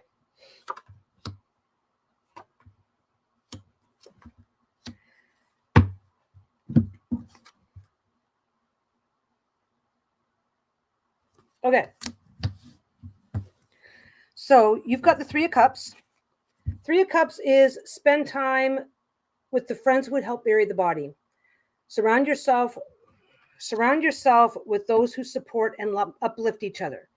Again, when you're looking at bigger goals, this is not entertaining you and distracting you from life. This is people who would support you through a problem, right? So spend time with those. Spend time. You need to do more. You need to do more you need to do more going into the new year. You need to do more to spend time nurturing and growing those friendships with those people who would support you through anything. And it's really easy, especially if you happen to be a younger person. It's really easy to get that confused with entertaining and distracting. That's why I keep saying it. So your next card is Temperance. Don't screw with the brew. Finding the middle path ensures stability. So again, it could be now Three of Cups. Spend time with the friends who would help you bury the body. Surround yourself with those who support and uplift you. And finding balance. So you've got a bit of an imbalance in your life right now, and I think it's not a hard feat to accomplish. Oh, I'm feeling really imbalanced. That's not a hard thing to do. So your thing this year is to find more balance and stability. Find those relationships. If they are going to help you bury a body, then ideally you should be willing to help them bury a body. So you need to find more of those reciprocal relationships, and that's about temperance. That's about the balance. You need to find. So you need to do more to grow and nurture those balanced relationships, right? Now, the next card is this card was in reverse. Bond, the Eight of Swords. Bondage should be consensual, so revoke your consent. Overthinking builds false barriers. Step back for perspective. Now, this card was in reverse. Hi, Micah. This card was in reverse for you. So this is twofold. For starters, when this card is in reverse, you can see that the bonds are going to fall away. The swords are going to fall away. So you may already be partway into that. You may already be into that. You may already be partway into that process of revoking your consent and saying, no, it's fine. I don't need to.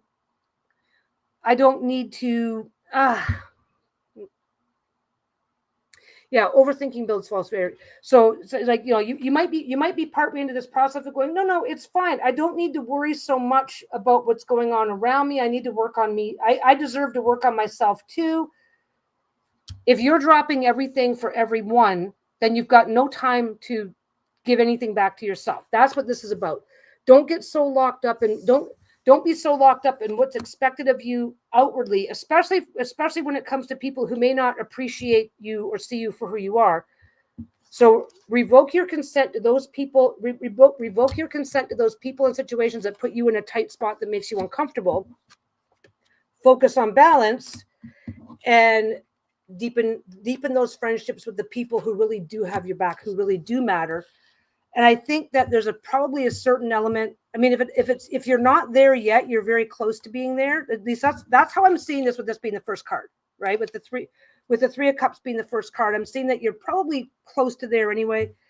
And you're going to do that by focusing on balance and saying no to situations that are going to make you feel stuck, make you feel that bondage, right?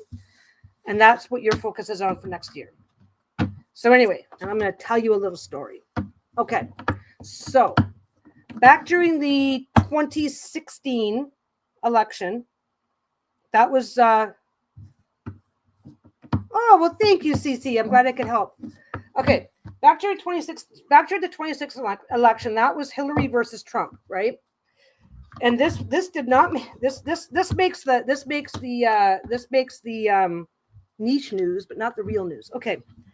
One of Hillary Clinton's advisors was a person who very, very much is all about UFOs, aliens, disclosure, yada, yada, yada. One of the things that he had talked to her about, and he talked about this publicly, and Hillary agreed Hillary agreed separately that if Hillary had committed, if I'm elected, I am going to order the disclosure. I think a lot of us by now have heard of, a lot of us by now have heard just exactly enough to know that, of course, various governments around the world investigate UFO sightings, investigate this, investigate that, with the, whether or not they believe it, they investigate it just to be sure, right?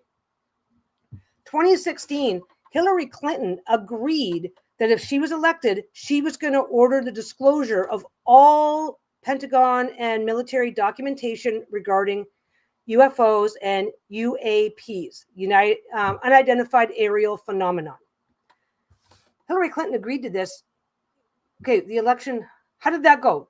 So about 2014, they start campaigning. The election's 2016. You guys, okay, I'm not the American here. So this is like 10 years ago. 10 years ago, Hillary Clinton is agreeing, hey, if I'm elected, I'm going to disclose all this. If I'm elected, I'm going to force the disclosure of all this information. Well, Trump got elected, right? And this is the part, to the best of my knowledge, to the best of what anybody has to say, Trump never really addressed UFOs and shit like that. He never really talked about that stuff. Maybe he did, but if he did, it never made the news. So Hillary is making these promises, 2014, 2015. Hillary is promising to disclose. She loses the election. And then God help me with dates, people. 2019 is his last year in office. He signs an executive order ordering these exact same people to disclose all of their UAP and UFO information. He orders he signed the exact same executive order that Hillary was going to sign. Now that is really fucking weird. That is really, really weird. And again, we're not going to go Trump versus Hillary. We're not going to talk about how we feel about Trump versus Hillary. That's over. That's done. That's old news, right? But Hillary and Trump signed the exact same executive order. This is important. Why are two politically opposed people who are supposedly doing this out of personal interest signing the exact same executive order? Trump signed the order just as he was leaving office, but because of how it was done, blah blah blah blah blah. So Biden takes over, and I think it was 6 or 8 months later, these documents start hitting. Well, this is the thing. It's not, but this is the thing. This is the thing. During that election, I don't want to get into the politics of it. During Trump's term in office, there is no way that the left or the right was going to agree on anything. And yet, without benefit of a conversation, they both did the exact same thing. Why? Why would both of them be willing to do the exact same thing? Now, this is the part that's interesting. Every single one of these programs or whatever was classified military information. They are not going to sign an executive order without first discussing it with the military. Now, Clinton was Secretary of State for years and years and years and years and years. Yes, Kaz. Yes. So this is where my brain's going. It doesn't seem to matter what presidents want regarding aliens. It has to be some internal department that has to allow the release of the information. This is where it gets fucked right up. This is where it gets. This is okay. I have a habit of playing with pens, and then I'll click. Okay. Yes. So the executive order would have come from them. I think it shows that all politicians are puppets. This is, regardless of what presidential power does or doesn't exist, when it comes to certain topics, presidents do what they're told. That seems to be the message. Because now this is where it gets important. Now, don't forget, I do not want to jump into judgment, okay? But during Clinton and Trump, if I'm elected, I'm putting Trump in jail. If I'm elected, I'm putting Hillary in jail. She's a criminal. He's a criminal. It was fucking nasty. It was fucking ugly. This matters. This matters now.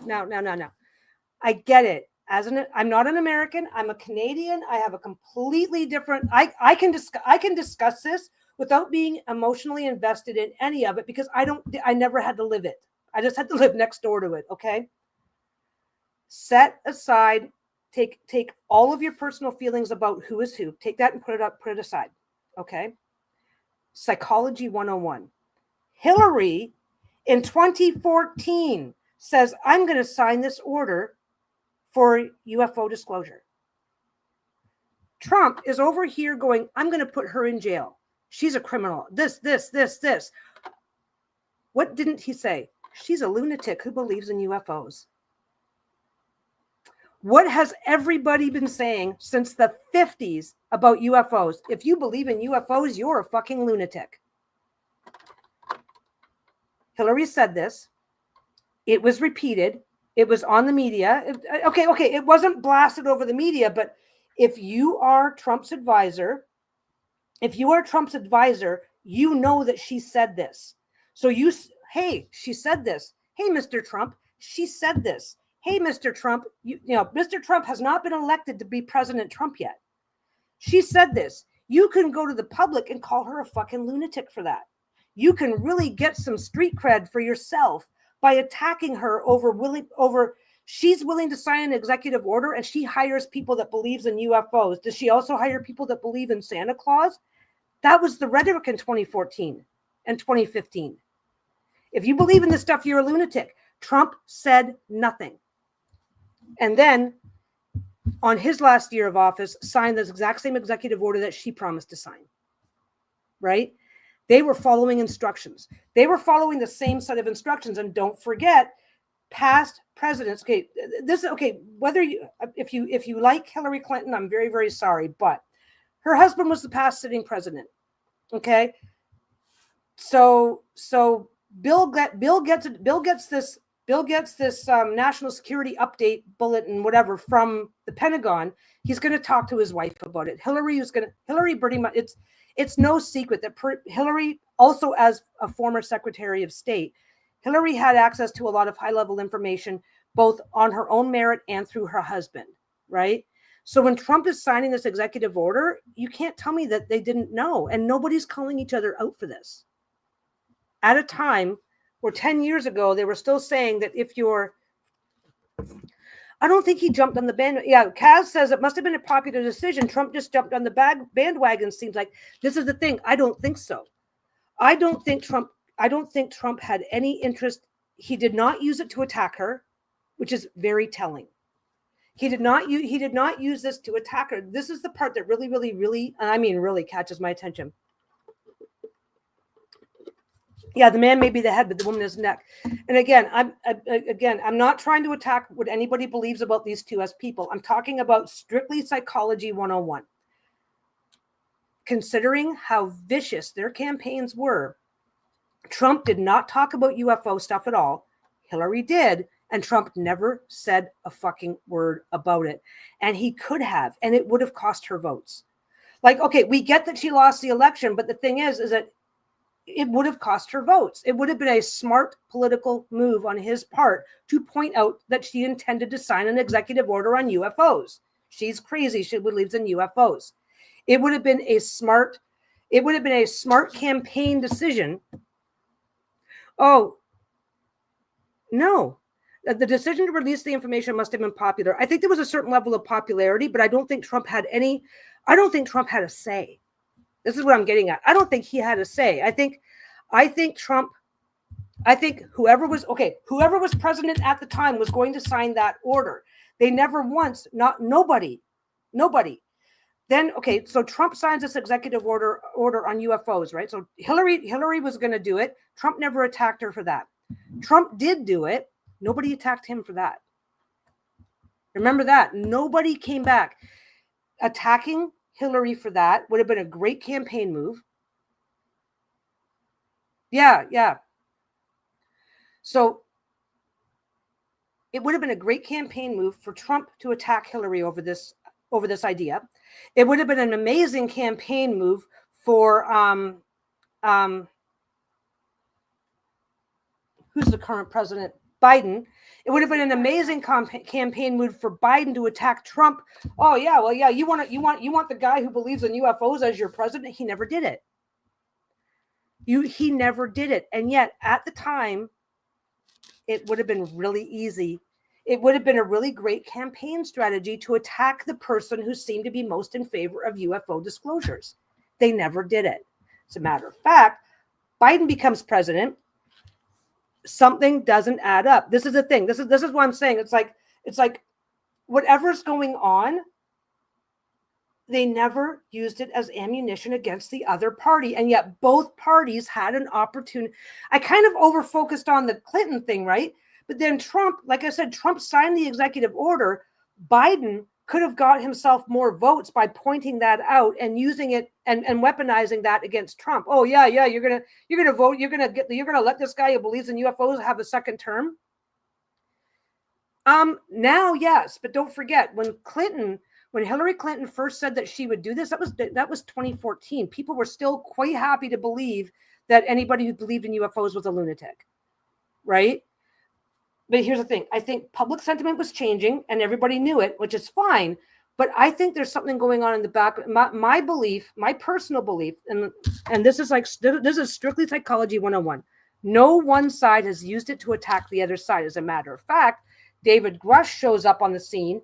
I'm a whistleblower and I have these disclosures. And suddenly, hey, Alyssa, they have a bipartisan Senate hearings about it. So we've gone from the possibility of this being used as political ammunition, and both parties had the chance to do it, and neither party did. And suddenly now we're talking about them a lot more definitively as if they're real. Now I can have my personal thoughts and opinions. I do think they're real, but the government, yeah, Jimmy Carter reported seeing a UFO back in the day, and that was very quickly brushed under the rug. As a matter of fact, it did hurt his campaign.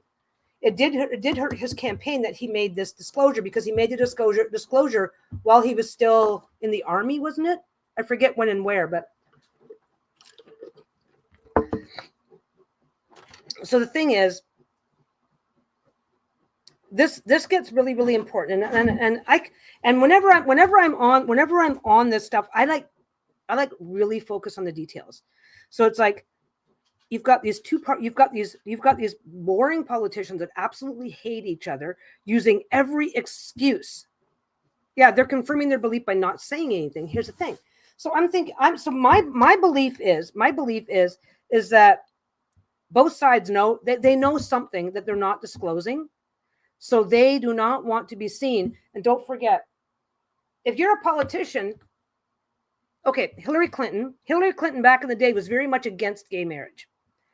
Very, very much against gay marriage. And they talked about it because she's been around since her husband was president, right? That's back in the 80s. Okay. So it's like, okay. So she's had that did some of, what's my sun sign? I don't know. What's my sun sign? Hey, honey, what's my sun sign? You are a Sagittarius. Oh, Sagittarius. Do you want to know your moon and rising? I don't know. Micah just wants to know what's my sun sign. I just didn't. Your Libra rising. Libra rising. I think you're Aries moon, but let me double check. Oh, now she's double checking things. Anyway, so the thing is that my personal belief is that the CIA, the FBI, the Pentagon, they know something, right? And I think there's a very, very, very good reason why politicians have never used UFO anything to attack each other with. Like I said, Hillary Clinton was very much against gay marriage back in the day, and it has hurt her politically even today. Even Libra rising, Aries moon. Libra rising, Aries moon. So, and that's fine. So a politician who's willing to say, a politician who says, I'm against gay marriage, has never once been willing to offer an opinion on UFOs until 2014, when she said, oh, I'll sign a disclosure agreement. I'll sign an executive order about disclosure. It's like, well, wait a second. This does not make sense. Politically speaking, it is safer, and it is, politically speaking, it's safer to say people who believe in UFOs are nuts than to say gay people shouldn't get married. Politically speaking, which is honestly, when you come right back down to it, and again, you have to suspend what you believe. This is the difficult part. You have to take what you believe. Well, I believe this, and put it on the shelf, and you have to say, well, wait a second. Politically and globally, what is the more popular opinion to have? Which is the easier opinion to have? Why is believing in UFOs more damaging than your opinions on gay marriage? That doesn't make sense unless there's something going on, and there's something going on, and right. But then again, like for me, this is more like a psychology discussion than a. They've already released videos of things, yeah, like the Tic Tac. They've released, the Pentagon has released videos, and it's like, we don't know what this is. It outmaneuvers our aircraft. We can't catch it. We can't do anything. Blah blah blah blah blah. Gay marriage is an opinion. The other is facts. Well, there you go. That's an angle I haven't really thought about. Yeah. So it's like, if you have an opinion, that's one thing, but yeah, they're both human, right? Yeah. It's like, yeah, exactly. And here's the thing, but you don't even have to. You don't even have to, like. It's not that it's really easy. This okay. Like as a lesbian who is married to a woman, it's like, it's really difficult. It is really difficult to pull yourself back and say, why is it easier? Why? Of course, I have my beliefs on what I think gay marriage should look like, right? But I also, for good or for bad, understand that there's some people out there. There's lots of people out there who don't think like that. There are places in the world where thinking like that can get you arrested. So I get it, right? Which opinion? Yeah, we've wandered down the garden path from Peggy So's to Peggy's Paranormal Ponderings. So the thing is that this is the interesting thing, and I will tell you right now, one of the things that psyops is a term for psychological operations, where people use psychology against a group of people to to control how they think, how they react, how they do stuff, right? Well, it's a very, very interesting psyop that politicians don't talk about UFOs. They don't talk about it. They talk about all sorts of shit that's really none of their business. But they don't talk about UFOs until recently. David Grush comes out as a whistleblower. David Grush is a military guy who was working in some department. I don't know. Okay. He's working for the U.S. military in some Pentagon department doing whatever, right? Brazil did the Brazilian Brazil basically announced UFOs are real and they're piloted by beings not from this world. But we don't speak Portuguese, so we're not going to see it. There's plenty of other world leaders that have said, yeah, I've heard somewhere that 2025 will be the year of disclosure where we'll finally meet aliens, but I have heard that before. Here's the interesting thing. And like I said, psychological operations, psyops, right? We have all kinds of people out there offering all kinds of opinions on all kinds of things. And sometimes sometimes the things that they don't talk about is more important than the things that they do. And one thing that, now our politicians back in the 50s, 60s, and 70s, it was a con. Oh, anybody who believes in that shit. Oh, what, Area 51, who's still talking about that? Those lunatics over at whatever, like ridiculing people who believe that was the order of the day. And then the ridicule stayed. That's fine. That's people can have their opinions, but the government stopped talking about it. The government stopped talking about it. The government continued to talk about it, but the military stopped talking about it. But now the government does not talk about it. Now they're actually actively exploring it. It's like, and it's very, very weird. But like I said, this starts in 2014. The most recent round of stuff starts in 2014 with Hillary Clinton being willing to sign the exact same disclosure that Trump signed at a time politically where just the fact of, if Hillary believes it, Trump's going to stand against it. If Trump believes it, Hillary's going to stand against it. They were so opposite on everything. And yet on this, without benefit of a single conversation, without benefit of any, now, groups in the background, oh, you should disclose this. You should disclose this. That makes sense, right? But we're not talking major news articles. The Times did not write an article saying Hillary Clinton needs to sign a disclosure. There was no broader public discourse, right? I think as individuals we're ready to meet aliens, but as a society we're not, because I think we have, again, for me this is like Mitch Horowitz has good stuff about all of this. I've seen a whole bunch. I don't even know who's who anymore. I've seen so much stuff. But what I find really interesting is that they went from ridiculing to silence to we're going to order some disclosures. Now, apparently, Trump has said, and I don't know what Biden has said on the matter, Trump signed the executive order for all these disclosures, right? Well, apparently he's going to sign another one that like, you need to release this information without redactions. I don't know if you remember. I don't know if anybody noticed, but when all of this information did come out, most of it was just black sheets of paper. Oh, this is redacted for national security, right? There's no such thing as aliens, but 90% of the information we're going to give you has been redacted. So apparently that's a thing, but I don't know if that's going to happen.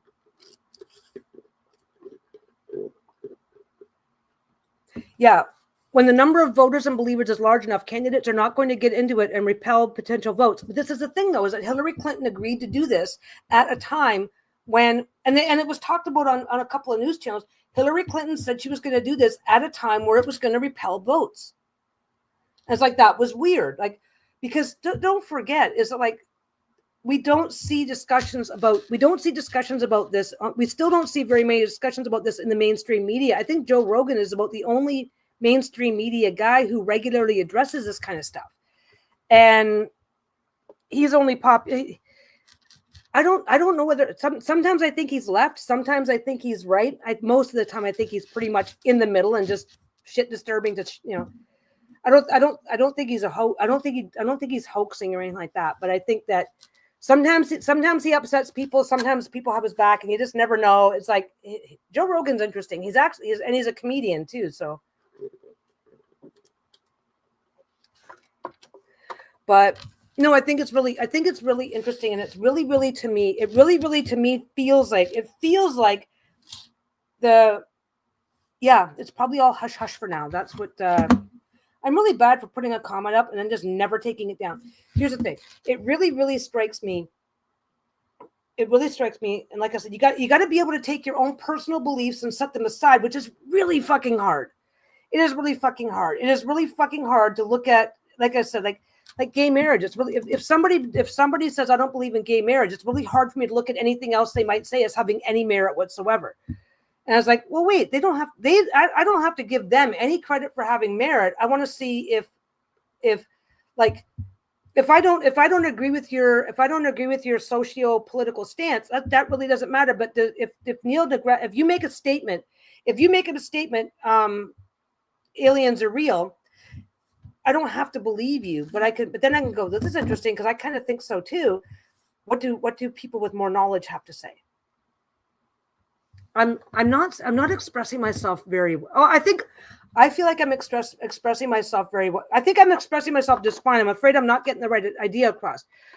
We have got divisiveness. Divisiveness is now the national pastime, and that really does a good job of keeping people from keeping people from talking to each other over what is okay. Certain things feel bigger than others, right? But if I don't like you because you believe blah, then I'm not going to have a discussion with you about the things we do believe, and then we're not going to get any traction. We're not going to get any traction, and this is a very interesting thing. I think it's interesting that after so many years of denial, in 2017 they started leaking out the military videos showing the Tic Tac. You have to ask why they let that happen. They seem to want to change the narrative, and this is where I'm getting at. I'm going in circles because I have the floor and there's nobody else on camera with me to take up to distract me. So anyway, divisiveness is a useful political tool because we have this in Canada. We have Quebec wants to separate and become their own country. And there's a whole lot of politics in Canada. What is a Canadian? Fuck all. Canadian government has talked about stuff like that, but I think our Canadian government is very, very much neck deep in the American narrative because you've got to remember one of the things we've got 1,000 miles. I can see from my yard areas in the mountains where I know that that nobody lives there. That's pure wilderness. I'm in the Vancouver area in Canada, right? Yeah, it's all about mind control and not real diversity. But here's the thing. It's like back in the day, I remember I'm Canadian. Things are different up here. I remember that when gay marriage was first being discussed legally here, gay marriage in Canada is fully legal and has been for over 20 years. I remember the discussions and everybody was discussing it and nobody was getting mad about it. And yet now we've reached this point where if I believe this and you believe that, well, fuck you. And divisiveness is an extremely valuable crowd control tool. It keeps the people who you don't want to talk. It keeps the people from communicating with each other about the things that really do matter. And gay marriage really matters to me, but not getting shot by an alien also matters, right? So you can distract the population with one set of problems so that they don't notice the other set that might, depending on your situation, be even worse. Divide and conquer. Oh my God, it's a thing. There was that defense guy Hillier. Oh yeah. Yes. I was trying to remember that. There was that Canadian defense guy. Okay, Canadian Defense Minister Hillier, I forget what his first name was. He reported before a government panel that there currently existed at least half a dozen alien races present on Earth, and that was over a decade ago. Yes, I forgot about that guy, and I'm glad you remembered. Okay.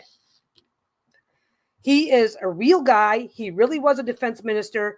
He really was. Yeah, Paul Hillier. I think that might have been his first name. But then we just ignore it. Don't forget, we have our country geographically is at least twice as big as the US, and we only have a population of about 41 million. So we're really spread out. And most of us are just right along the US border. I think it's like 95% of the Canadian population lives within lives less than an hour drive from the U.S. border. So our country is huge areas of wilderness. When the Chinese spy, when that Chinese spy balloon thing happened, we actually invited U.S. fighters onto Canadian soil to shoot down one of the balloons, one or two of them, one of them for sure, because we just didn't have anything. We didn't have anything that was close enough, and they brought them in from the air base in Alaska.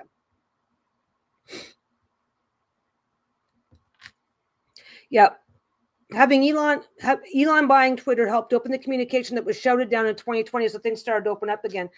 For good or for bad, that's exactly what happened, because because again, divide and conquer. We were so divided. I hate that Trump insulted Canada and wants to force it to become part of the U.S. I will tell you right now, Trump does not want us to become part of the U.S. Trump wants us to become the U.S. taking over Canada would be a huge fucking problem. It's not going to happen, and it's not worth it. Trump said the same thing. Trump said, this is what psychological shit looks like. Trump said that it is vital that the U.S. gain control of Greenland for national security, for this, for that, because we need to boost U.S. security, and we need Greenland to do that. It is really important that the U.S. take over and manage Greenland and blah, blah, blah, because we need this, right? 2 weeks later, Greenland is a part of Denmark. 2 weeks later, the Danish government says, this is ridiculous. We're not selling Greenland to the United States. As a matter of fact, we're boosting our national security, and we're going to invest $1.5 billion building a military base in Greenland. It's like, oh, because United States and Denmark are allies. It's like, oh, so your ally just boosted security, so now you don't have to make noise. It's like this was like reverse psychology 101. Trump makes a joke like that. Trump makes a comment like that started off as just a joke. By the way, the comments about Canada started off as just a joke because he does not like Trudeau, and neither does anybody in Canada. So he makes this comment about Greenland. Everybody, the anti-Trump thing takes over, and the entire goal that they've been talking about for the last several years is Greenland has strategic. Hi, T-Bond. So basically, Greenland has strategic importance in the East Coast, Canada, United States, the U.S., right? And Greenland, whatever. Greenland is strategically important, and Greenland has been fighting back against the idea of being asked to put more money into Greenland as for military, blah, blah, blah, security preparedness. Trump makes this comment 2 weeks later that Denmark is investing $1.5 billion. So it is interesting. Trump, I hate that Trump insulted Canada. Trump insulted Trudeau. He didn't really insult Canada. We are a much better, we would be a much better trading partner with the US than we would ever be as a 51st state. And it's been proven time and time again.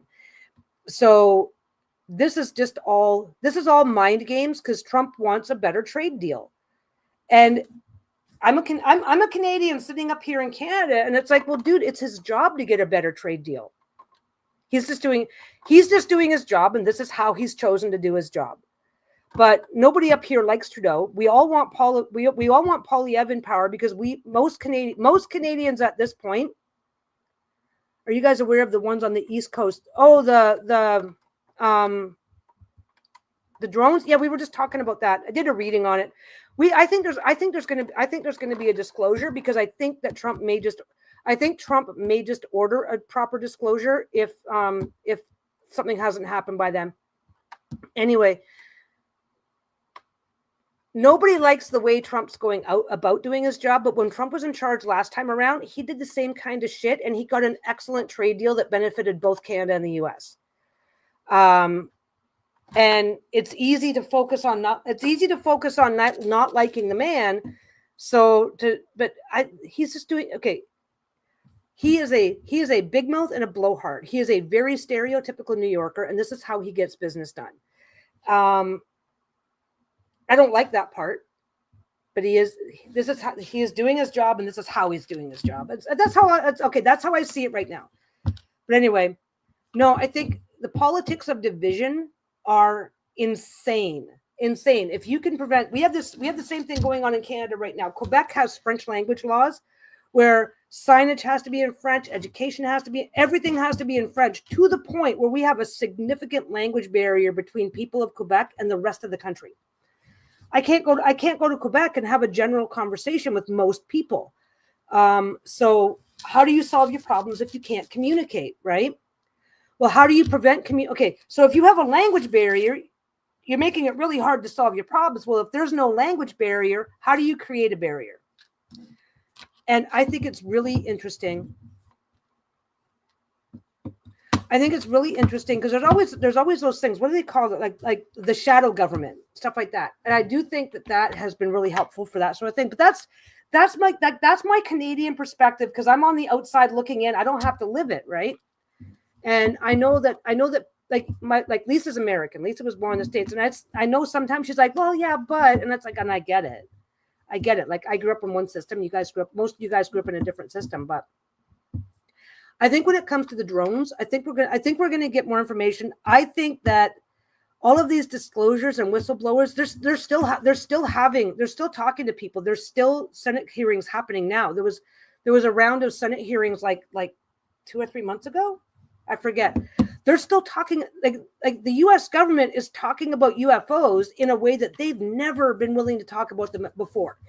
And when a government person talks about UFOs, they're not being ridiculed out of the room like they were before. Like I said, but the thing that really got my attention was that Hillary Clinton was able to talk about UFOs, and it didn't cost her votes, because nobody, even the opposition, wanted to call her out for it. And it's like, because they know something. On a government level, they know something, and they know just how bad it's going to look for them. Ridiculing the opposition over UFO disclosures and stuff like that is no longer politically, what's the word? It's not profitable. The word's not profitable. Yeah, things are changing because the world is changing. It is no longer politically profitable to, politically expedient to ridicule the opposition when it comes to the topic of UFOs, which is really, really interesting. And it's really, really interesting because considering just how, and again, I know I'm getting repetitive. I can't help myself, but just considering just how,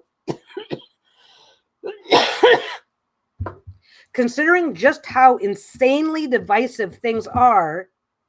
Yeah, you also can't deny it easy with all the technology we have, which is interesting. One of the things I pointed out to Lisa, we had the word flying saucers, right? At the time the word flying saucers was being used, nobody had invented a drone yet. There was no such thing as a drone. Now that there's a drone, we keep seeing drones with weird markings, when you have a drone or a plane, there is the FAA, the Federal Aviation Authority in the US, determines what lighting pattern you have to use for identification. And there are drones up there right now that are running in the dark. There are drones right now with their light patterns are not matching what they're supposed to have. Drones above a certain size are not publicly available, blah, blah, blah. Drones that can stay up in the air for 7 to 8 hours, that's not possible. Batteries don't last that long. So I think, okay, the New Jersey, they also can't deny it's easy with all the technology. Exactly. Well, this is the thing. Everybody's got a cell phone. Oh, wow, look at that thing, right? Like we had a guy, just a second, I got to blow my nose again. My God. There's a puppy.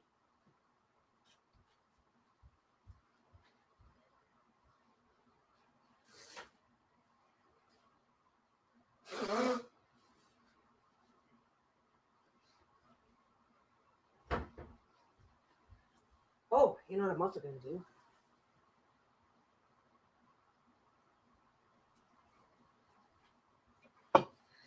Live streaming and allergies. They don't necessarily play nice. The thing is,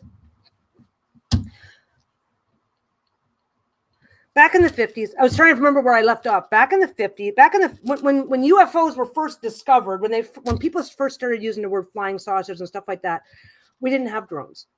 You didn't look up and see a drone, right? Even like Yeah, I had to run after it. It's the downside. I like doing live streams. I like getting online. I like chatting. It is the price I have to pay. It is the price I have to pay for being able to do a live stream. But it's better than not doing it at all. I used to say the same thing about fishing. I can't stand touching worms, so I would wear gloves. And somebody tried a couple times. People tried to tease me and said, "Oh, you have to wear gloves. You have to wear gloves when you're." I couldn't stand the feel of the fish either, but I liked fishing, so it's like I'd take a pair of gloves and they'd go, "Oh yeah, well," and they would try and tease me. "Oh yeah, you have to wear gloves, huh?" And I was like, "Well, it's better than not going at all. If I can't wear my gloves, I can't go fishing, and I like to fish. Do you want me to go home?" Nobody ever teased me after that. I wasn't a dick about it. I just said, well, if I can't wear my gloves, I can't stay. So let me know what you want me to do. It was like, okay. Anyway, like back in the 50s, we didn't really have the language for it because we didn't have the technology for it. Now, yeah, we use shrimp for bait here. I can touch shrimp. Yeah, you do. Basically, yeah, you do you. That's my number one rule for everything. If it's not working for you, do it a different way. Even with basic sewing stuff, it's like, if this isn't what works for you, then don't do it. I'm just sure. Whenever I'm doing sewing stuff, it's like, well, this is what I do, right? But anyway, no, the thing is that now we're having people saying, I saw a drone. Oh, what kind of a drone? It was shaped like this. It looked like this. This was a lighting pattern on it. This was this. This was that. We have people are very clearly describing drones because now we know what a drone looks like. They're describing light aircraft with strange configurations. They know what they're looking at. We have airplanes now, like.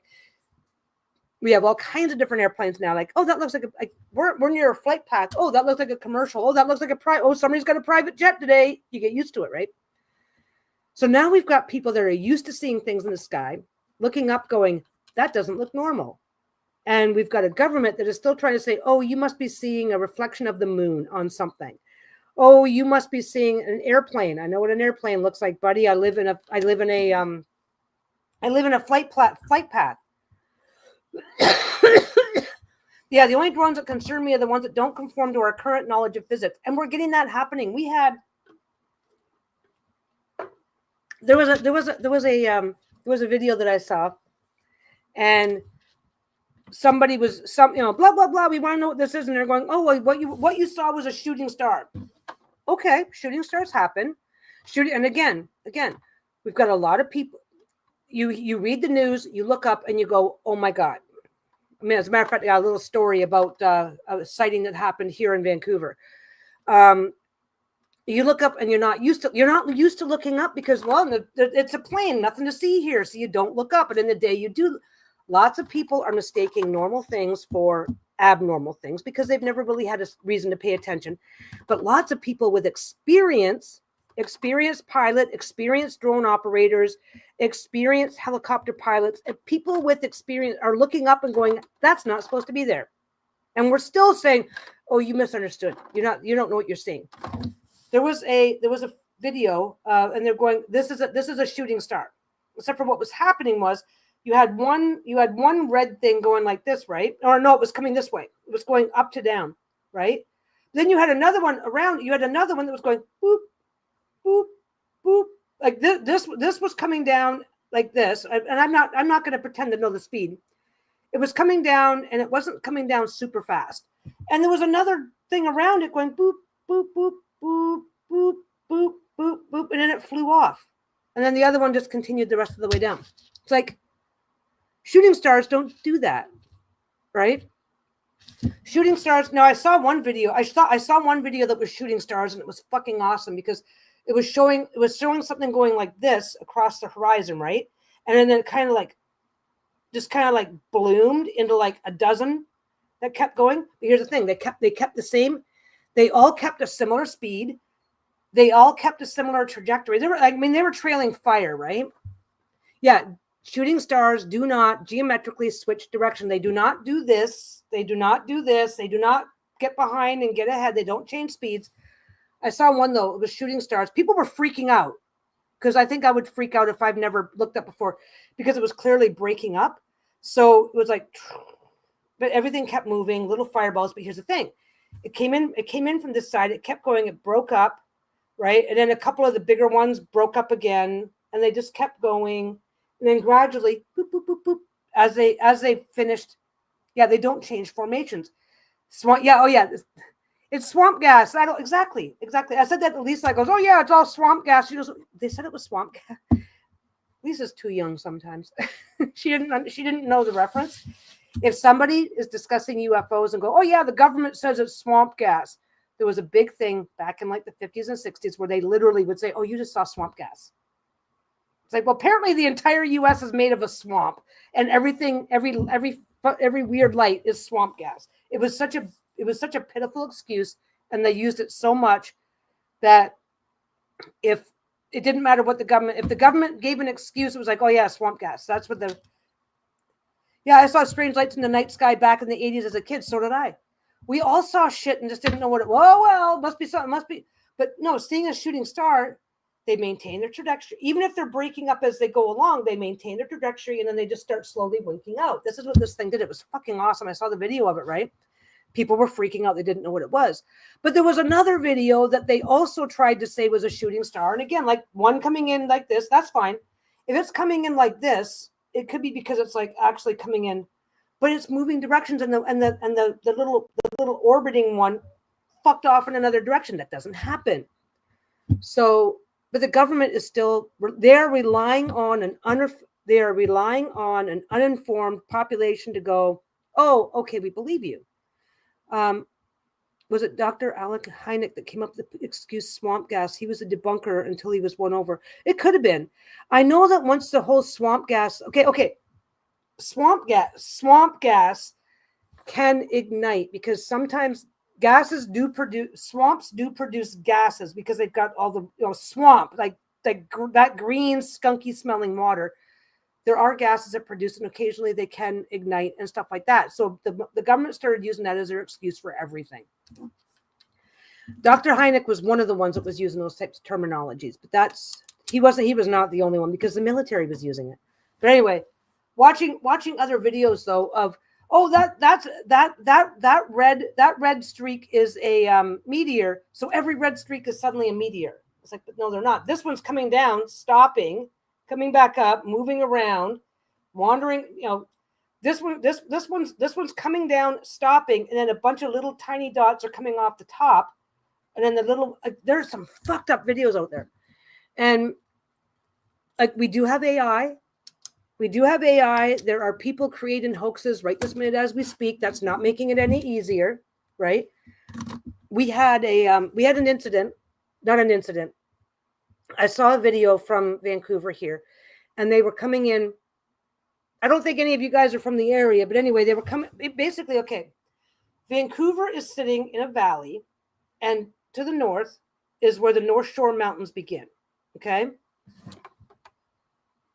Yeah, I thought I'd seen a footage of a drone shooting straight up faster than a jet. That's no shooting star. Exactly.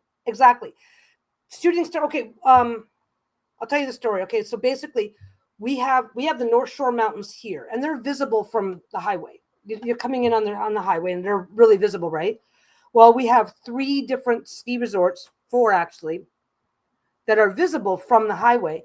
Somebody was coming in and saw the ski resort off in the distance, and if the conditions are just right, because it's a mountain and it's after dark, right? And this is an area it's not like you got houses and then the ski resort you got like nothing. So they see all these lights up in the air, but it's dark enough that you can't see the outlying. You can't see that it's up on a mountain. And people were freaking out. Oh my God, we just saw one of these things. And what they were seeing were the lights of the ski resort in the distance. We've seen them because you can, as long as it's not super miserable weather, you can see them every single night, really. And there are some nights where they look like they're floating because haze and ground haze and stuff like that can really skew. It can really fuck up the perception. But if you know they're there, you're like, oh, this is really cool, right?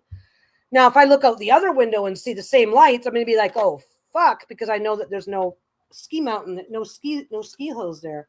But I don't know what I'm doing. There we go.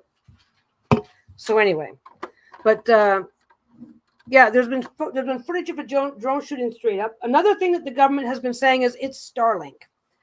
Okay, the Starlink system is a chain of satellites that comes over, right? There was one, and there was like, there was a light here, another light here, but off center, another light here, another light here. There was like 8 or 9, but they were like all kind of off center and different colors. And they tried to say, oh, that's Starlink. You're seeing Starlink, right? And then somebody else showed that video, said, the government says this is Starlink, and they showed footage. This is Starlink. So basically, Starlink, you're going to see equally spaced dots. They're going to be equally spaced, just coming overhead. And apparently they pass by in just a few minutes. So they're like, oh, if you see a chain, that's Starlink. If you see this, it's this. If you see this, it's this. Like they tried to say one was, oh, you're just seeing some stars. Only there was a ton of light pollution. Like they were over like wherever. And it's like, there's so much light pollution here that those aren't stars. It's like they were moving and shifting, and it's fucking crazy. But now that the New Jersey drones are getting a lot of attention, people are looking up, bringing their smartphones, looking up and going, oh my God, there is so much stuff going on up there. I said this to Lisa like 3 or 4 years ago. I've been saying this for a very long time. Because of where we live, we have sightseeing helicopters. We have a seaplane airport here where planes take off from here. Because Vancouver, we have Vancouver, and then we have Vancouver Island. So seaplanes going back and forth across the channel to the island. We have helicopters. We have traffic helicopters, police helicopters, and we have medevac helicopters. We have the seaplanes. We have a private airport for small planes out that way. We have the international airport that way. There is something in the sky all the time. And I have been saying this for I've been saying this for a long time. It's like when you're in an area like this, ET could be floating right here, and 99.99999% of the people here are going to look up and go, oh, it's just a helicopter. Oh, it's just a seaplane going by. It's because we've got a lot of shit in the sky. We're not going to give it a lot of thought.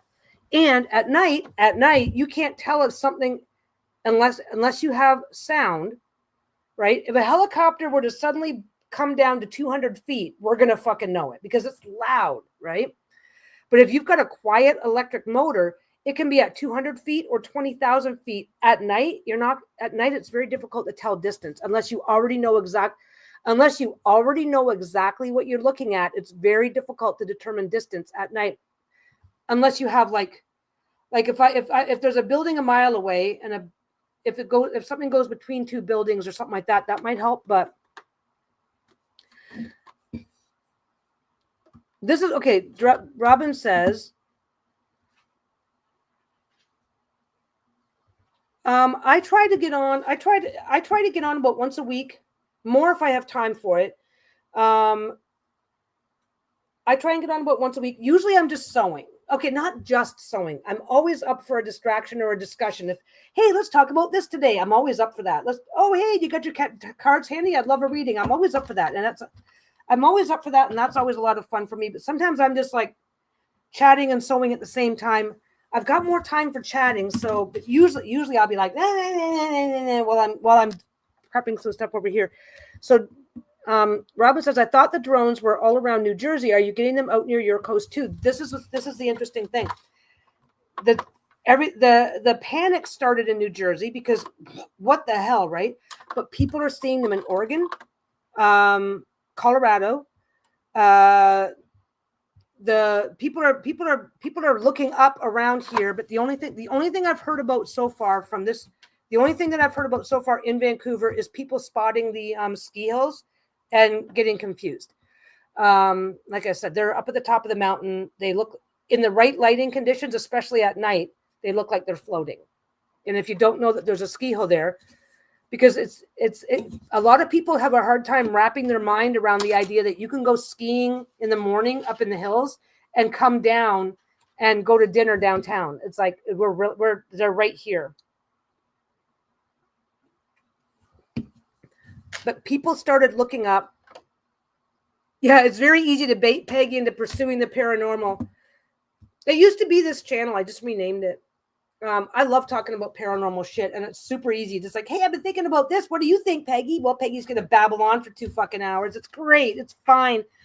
Okay, so the New Jersey thing started getting people's attention, and then people started looking up in their own communities. So now we've got sightings all over the West Coast, a lot in Oregon apparently.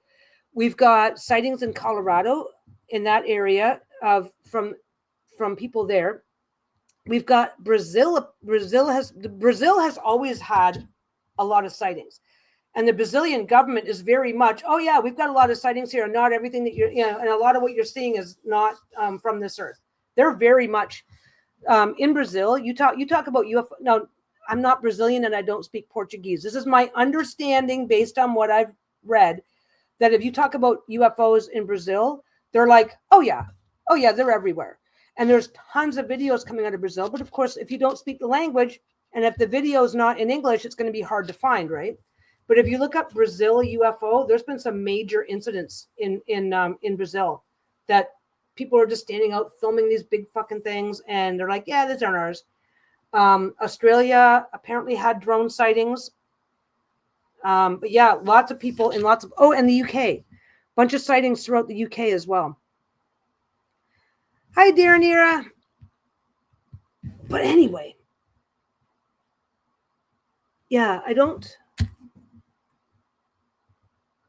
can't really show anything because it's other people's channels, yada, yada, yada. And then you get dinged, right?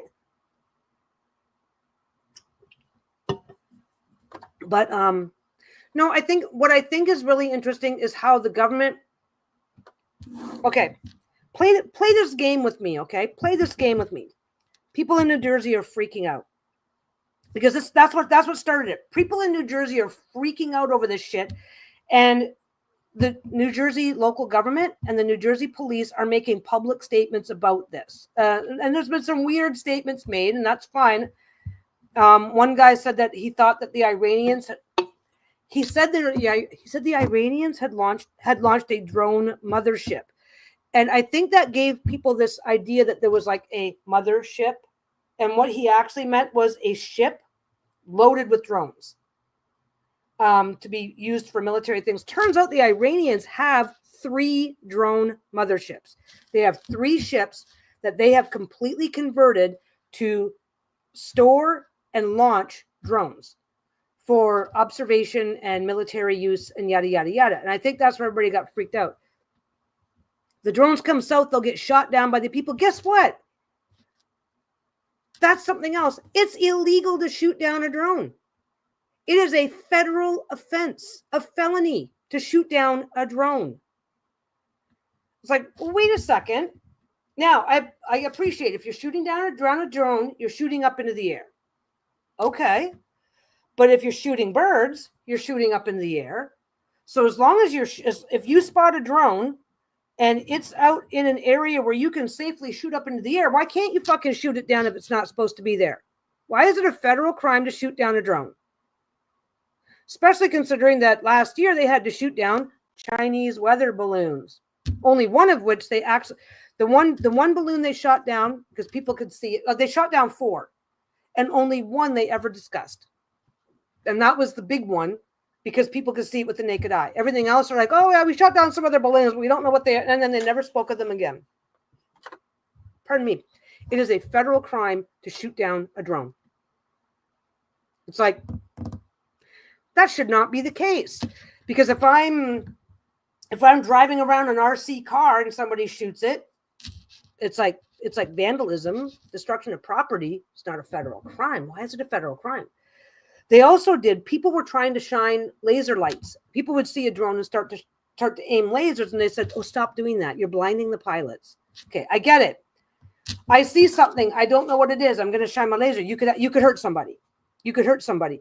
But they were also saying this about if you see an unknown drone, don't aim your laser at it. It's like, why is that? It's like, they don't want people out there. Okay, they don't want people out there aiming lasers at anything. But why are they threatening criminal charges? Yeah, because it's military. It's like there are a whole lot of people right now that are saying that the majority of these drones. Okay, I saw a drone. When somebody says I saw a drone, let's play the math game. 80% of the people that are saying I saw a drone are mistaking something normal for a drone. 20% of the people, Okay, so that's 80% of the people because a lot of people don't normally look up. Now they are. Then now you've got 20% of all sightings, and this is being generous. This is being generously in favor of the government and the military, right? Of those 20% that are left, what are they? It's like, well, a bunch of them are going to be like a bunch of them. Okay, of the 20% left, they are some sort of a drone. And they might be a drone doing weather testing. They might be a drone doing electronics, doing this, doing that. There's a lot of reasons why a drone would be in the air, but there's not a lot of reasons why they'd be in the air at night. But let's say that of the 20% that's left, 80% of those are various forms of drone engaged in legitimate business. Now we've got those ones left. Of the ones that are left, it's like, I really, really, really think that I think ET is poking around. Hey, how's things going? I think ET is poking around. That's half of the drones that we cannot, half of the drones that we, okay.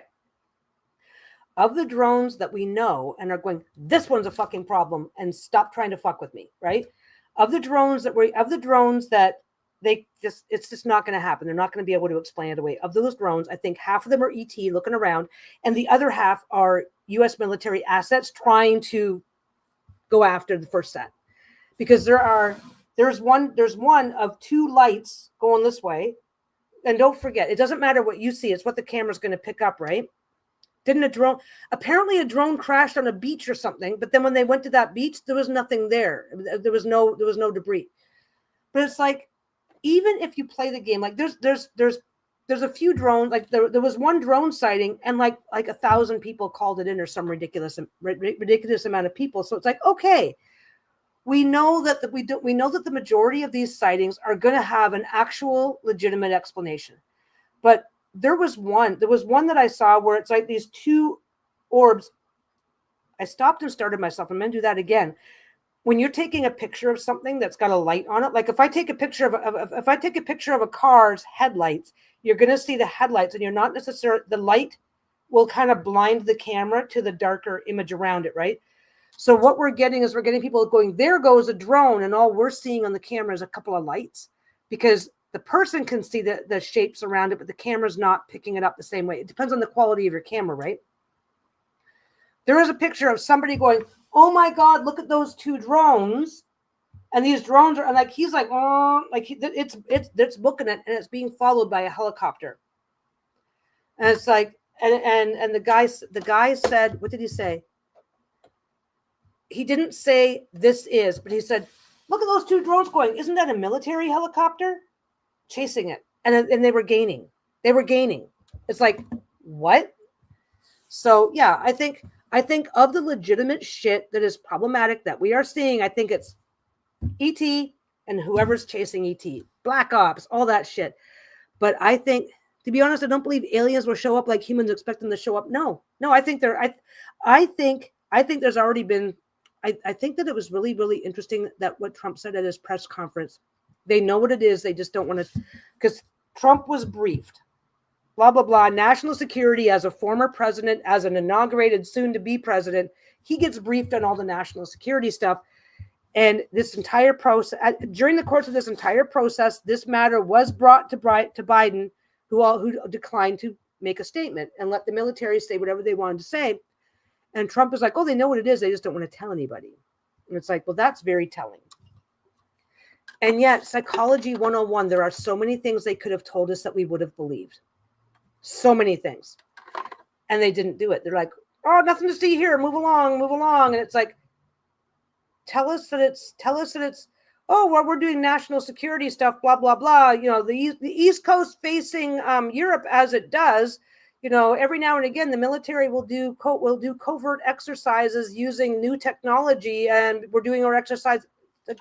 Okay, let's play the game. Government comes up and they go, okay, well, you know, as part of national security, we're always working on things and trying to improve things. So we're doing some testing of some, timing of the release is everything. They don't want to lie. And this is the interesting thing, because it would be very easy, very, very easy. The military says, yes. Okay, we want to make sure that everybody feels good about this.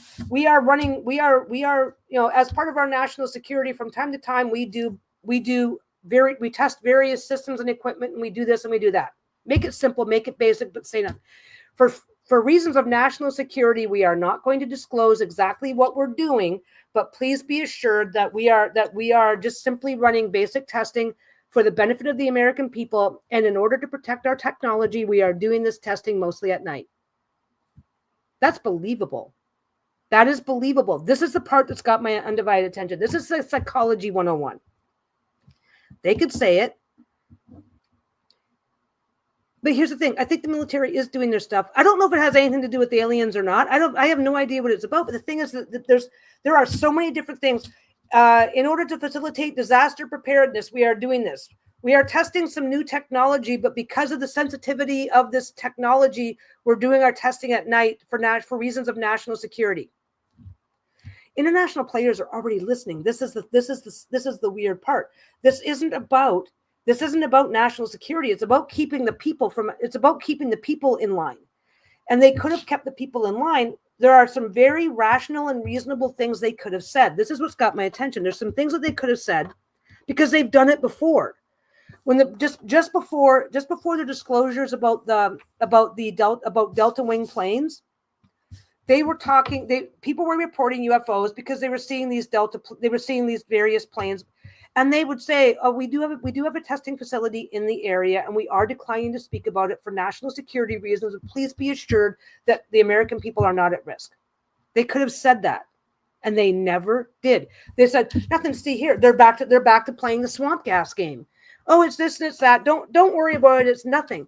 But yet, if they had added one single detail, like they could have said, there's a whole lot of things they could have said. And they didn't say any of it. They didn't say, well, as part of national security, we're always doing blah. Please be assured that these are American assets in the air. And for national security reasons, we're running these at night so that the enemy doesn't get our technology. Okay, no problem. I'm okay with that. Why are you pretending it's some? Why are you playing this big fucking game and leaving people worrying and panicking for weeks and weeks and weeks? Because what the end result was, everybody started looking up, and now everybody's going, wow, this shit's everywhere. Nobody would have looked up. Why did they let it happen? Why did they let it escalate? And now everybody everywhere is looking up going, I wonder if this shit is in my town too. That's the part that's really got my attention. And what makes me wonder, shit, it's after 5. I've been on for 2.5 hours. I don't care. I do have to get off soon, but Lisa will yell when she starts getting hungry. So we'll do that. We'll play the wait till Lisa's starving game. So the thing is, my suspicion, this is my vibe, and this is my suspicion. Something is going on that will be exposed. It's going to happen. There is nothing they can do to stop it. Absolutely nothing. If that is technology that they can no longer hide, and it's 100% American, whatever, they can't stop it. Whatever's going on, they can't. They can only distract us and hide it for their. What if the event was a distraction? This is the thing. We don't know. But whatever's going on, the fact that the things, okay, psyops are a thing. Psychological operations where they basically manipulate a population into believing certain things. It is a thing. They don't want us looking up. This is fine. Nothing to see here. Move along. Don't look. There's so many things they could have said that would have stopped people from caring. Oh, we're working on some new communication technology, but for reasons of national security, we are running our operations mostly at night because we obviously don't want foreign spy satellites tracking what we're doing and having the benefit of daylight to do it. Okay. I'm now helping national security by not looking up. This is fine. Honestly. It could have been that simple, and they didn't do it. There are so many things they said. There are so many things they could be saying. They're not saying it because they know, this is my suspicion and this is my vibe. Whatever's going on is going to be disclosed, whether they like it or not. Whatever's going on, they don't have the control over it that they think they do, or that, okay, they've been doing what they can to control it for as long as they can, but now that control is gone. Whatever is going to be disclosed is going to be disclosed. So they don't want to continue lying to us Because once the truth is out there, we won't believe them when they try to do whatever they're going to try to do to clean it up after the fact. Right? So it's like if ET is going to land and expose themselves while lying to us about it, lying, ET lands, we're going to go, don't fucking talk to them. We're going to have a problem with that. We don't want you to talk to them because you did nothing but lie to us. We don't trust you. I think that's what's going on. And I don't know. Okay. I would love it to be ET. That's my personal preference and pet theory of life. Of course, I would love it to be ET. We don't know what it is. We don't know what it is. We're not going to know what it is until it's fully disclosed. But whatever's going on, they are more focused on we need to distract them, but we can't lie to them. So we can't tell them the truth. So we have to get other people to baffle them with bullshit. Like the military is saying, the military has said, we're looking into it. And that's all we're looking into it, but so far we're not finding anything that you need to worry about. And that's all they're saying.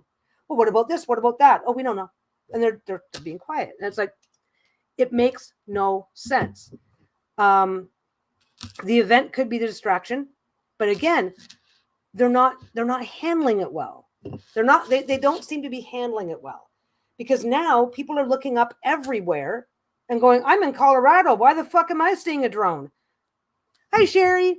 So basically, we went from drones in New Jersey, and now there's drones in like seven U.S. states in that region have all reported the same thing, including New York.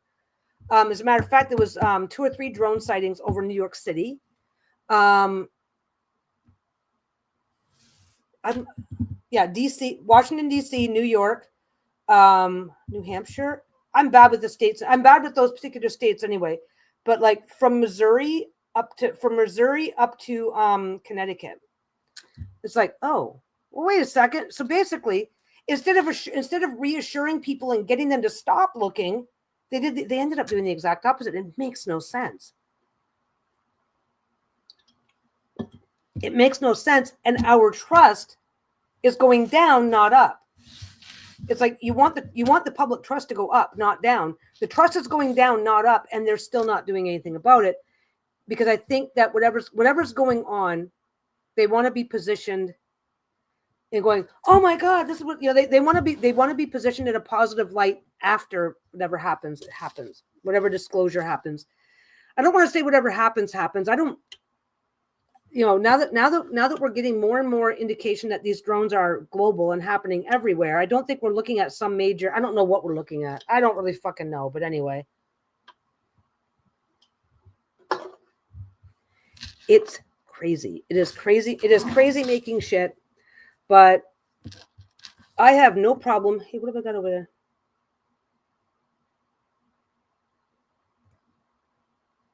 Did I do that right? I did that right. Anyway, yeah, I still think your question. I still think Kaz's comment is very interesting to me. What if that event was the distraction? That would be scary. Hey, Blue, welcome back. I don't know. Like, I like to look at everything. I like to look at everything. So if you you can deep dive into people who are like, oh no, this is aliens. We're voting that you go to the next meet and greet at the White House. Yeah. I want to see UFO, dude. Give me a UFO. I don't know. I think, okay, if we're going to get if we are going to get definitive UFO disclosures, like, this is dude from planet dude. If I think in the next couple of years, that's when it's going to happen. I think that's when it's going to happen in the next couple of years. I think it's really interesting. The Terminators are coming. You know what? The funny thing is, I don't think we're at risk of that. I think anybody who is sufficiently advanced to have a Terminator, we're just ants to them. I mean, imagine. Okay, look what we've done. Okay, we as a species, we've existed for 200,000 years, right? And in the last 100, we've made more advancements in the last 100 years than we have in the last 100,000 combined. Okay, give us another. Okay, now that we're at this level of advancement, give us another 100,000 years, and see where we are. In 100,000 years, we're not going to give a shit about a society at our level. We're just not. I think anybody who is advanced enough to have, I think anybody who is advanced enough to get here easily and bring in anybody who is advanced enough to do the things that we're afraid of are advanced enough that we're of no interest.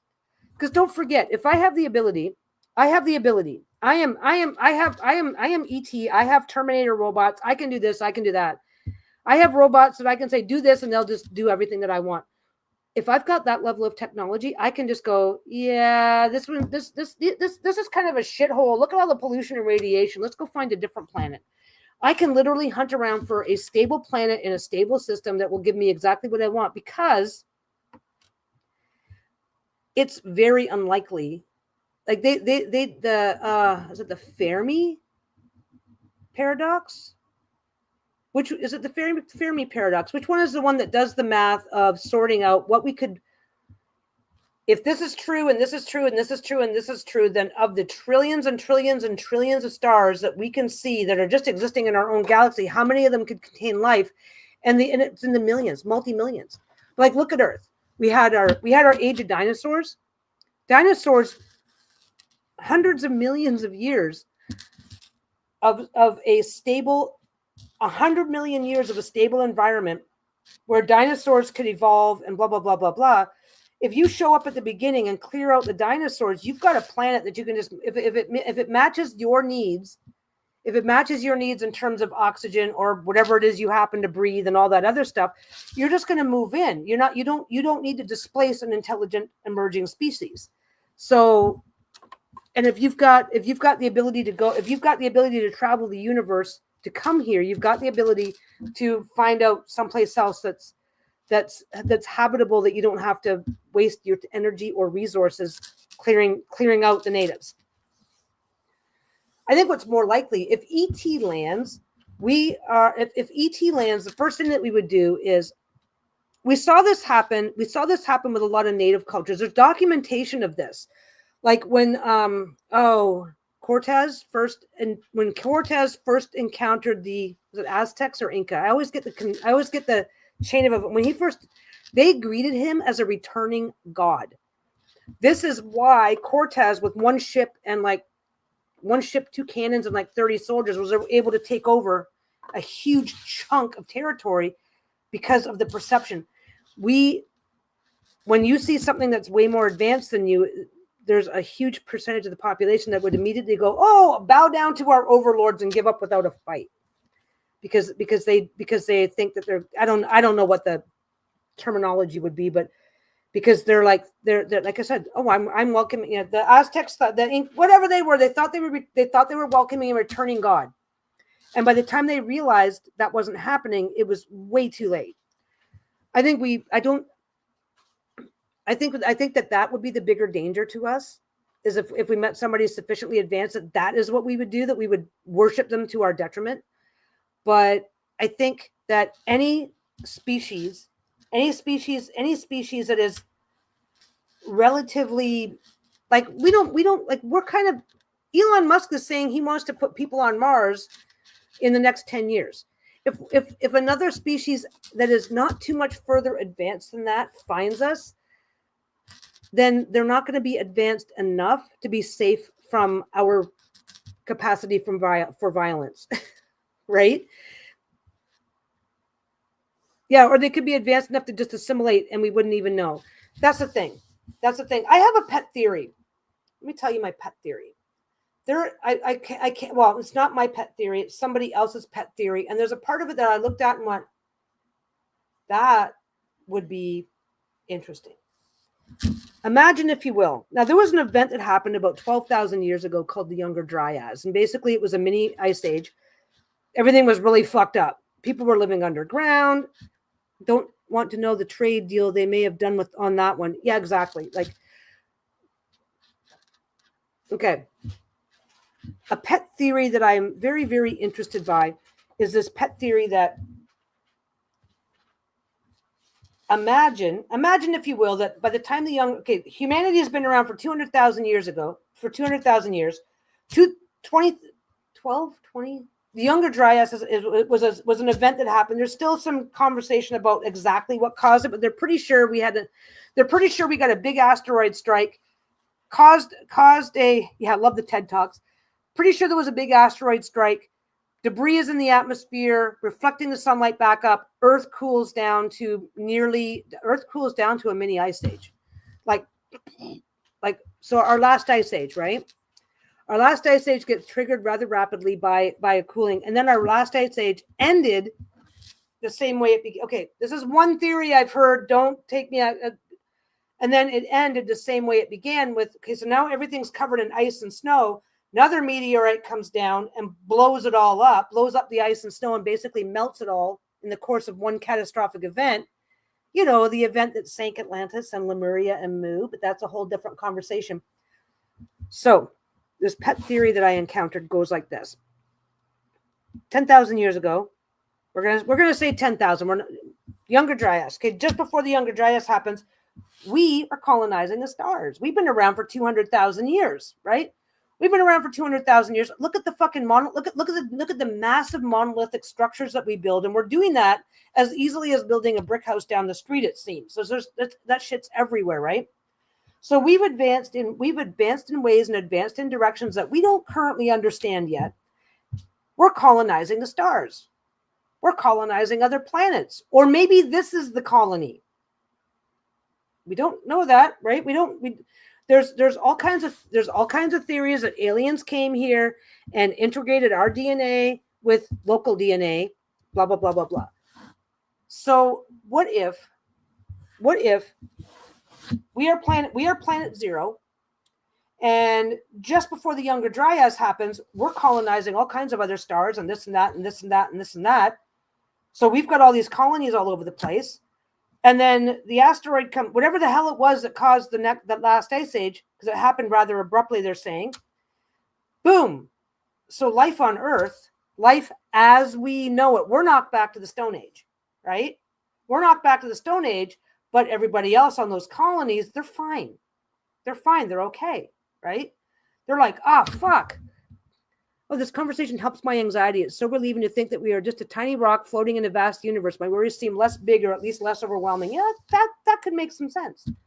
So imagine, if you will, we're going back 10, 12,000 years. Life on this planet has had a degree. Okay, if we are the colony, ET comes down, genetically modifies whatever, us, them, to integrate. They genetically integrate so that they can adapt to this environment, whatever. We've got a connection. They are us. Okay. I gotta stop. There's many tangents kind of hidden in all of this. So I need to stop with the tangents. That makes it worse, right? So we are planet zero. We have been colonizing the stars. We've been doing this. We've been doing that. 10,000 years ago.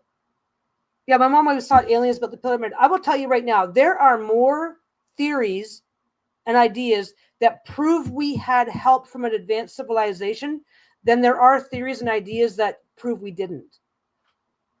I mean, we're talking about building the pyramid was supposed to have happened in 20 years. And we don't have the capacity to do that now. It's like, well, wait a second. How can they, with sticks and levers, do something that we can't do with some of the world's best machinery? Anyway, so we're planet zero. We get turned into an ice age. We get knocked back to the Stone Age.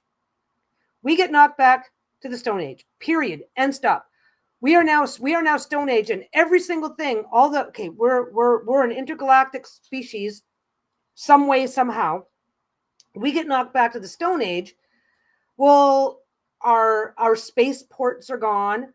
There's no point in visiting us because we are now wearing furs and hunting with sticks and stones, right? Most of us are gone. Our ability to most of the people are gone. Our ability to communicate is gone. Their ability, like I said, the airports are gone. Their ability to come see us is gone. So they're like, okay, like we can't, let's come back in 10, 15,000 years and see what we can do for the survivors. 10, 15,000 years. Well, 10, 15,000 years ago, by the history as I understand it, because I know it's no longer correct, But like 10, 15,000 years ago, there were entire areas of the world where there were no humans. So it's like, okay, so 10, 15,000 years, you're very disconnected. How many generations is that, right? So basically, we're planet zero. We've sent out colonies to space. They're kind of keeping an eye on us, kind of, but they're not us anymore. We're too different now. We had to okay, we used to build pyramids out of stone using technology, blah, blah, blah. We used to fly to the stars, and we're just still rediscovering it. I read they think Da Vinci time traveled. It was so interesting. I've got a theory on that. I think that there are people who can see forward in time, like Edgar Cayce, and some of them could see forward in time and then use that to help their current life. But anyway, imagine, if you will, though, we send out, so we've got 100 colonies, and what if the system meant this colony, what if us collapsing meant that this colony can no longer talk to this colony can maybe talk to this colony, but these two colonies are just out of reach now. So now you've got 10, 15, 20,000 years where each outpost is now developing and surviving or not, because everybody, a meteor can happen anywhere, anytime, right? So now you've got all these other societies that are on other planets, other areas, and they are less connected with us, but they know about us and they're keeping an eye on us. That could be the thing. This is okay. So I should have put the thing up. I should have put it up. Yeah. And that is that theory. What if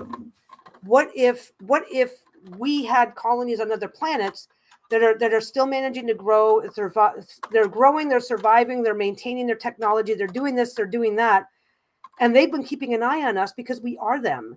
And now that we've reached a certain stage, they may either be quietly reassimilating or getting ready to say, hello, you guys don't remember us, but this is what happened 20,000 years ago. How would we interact with them, and what relationship would we or wouldn't we have? Period. Like you look at Neanderthals. Okay, Neanderthals are a really good example, because Neanderthals, yes, he says, yes, I like that idea. But here's the thing.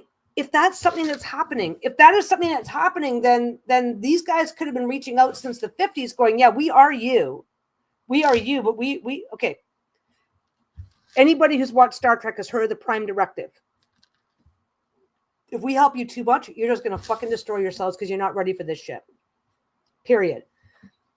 And we know, regardless of what any other alien society may, or regardless of what the morals and ethics of any other alien society might be, we know what we're like.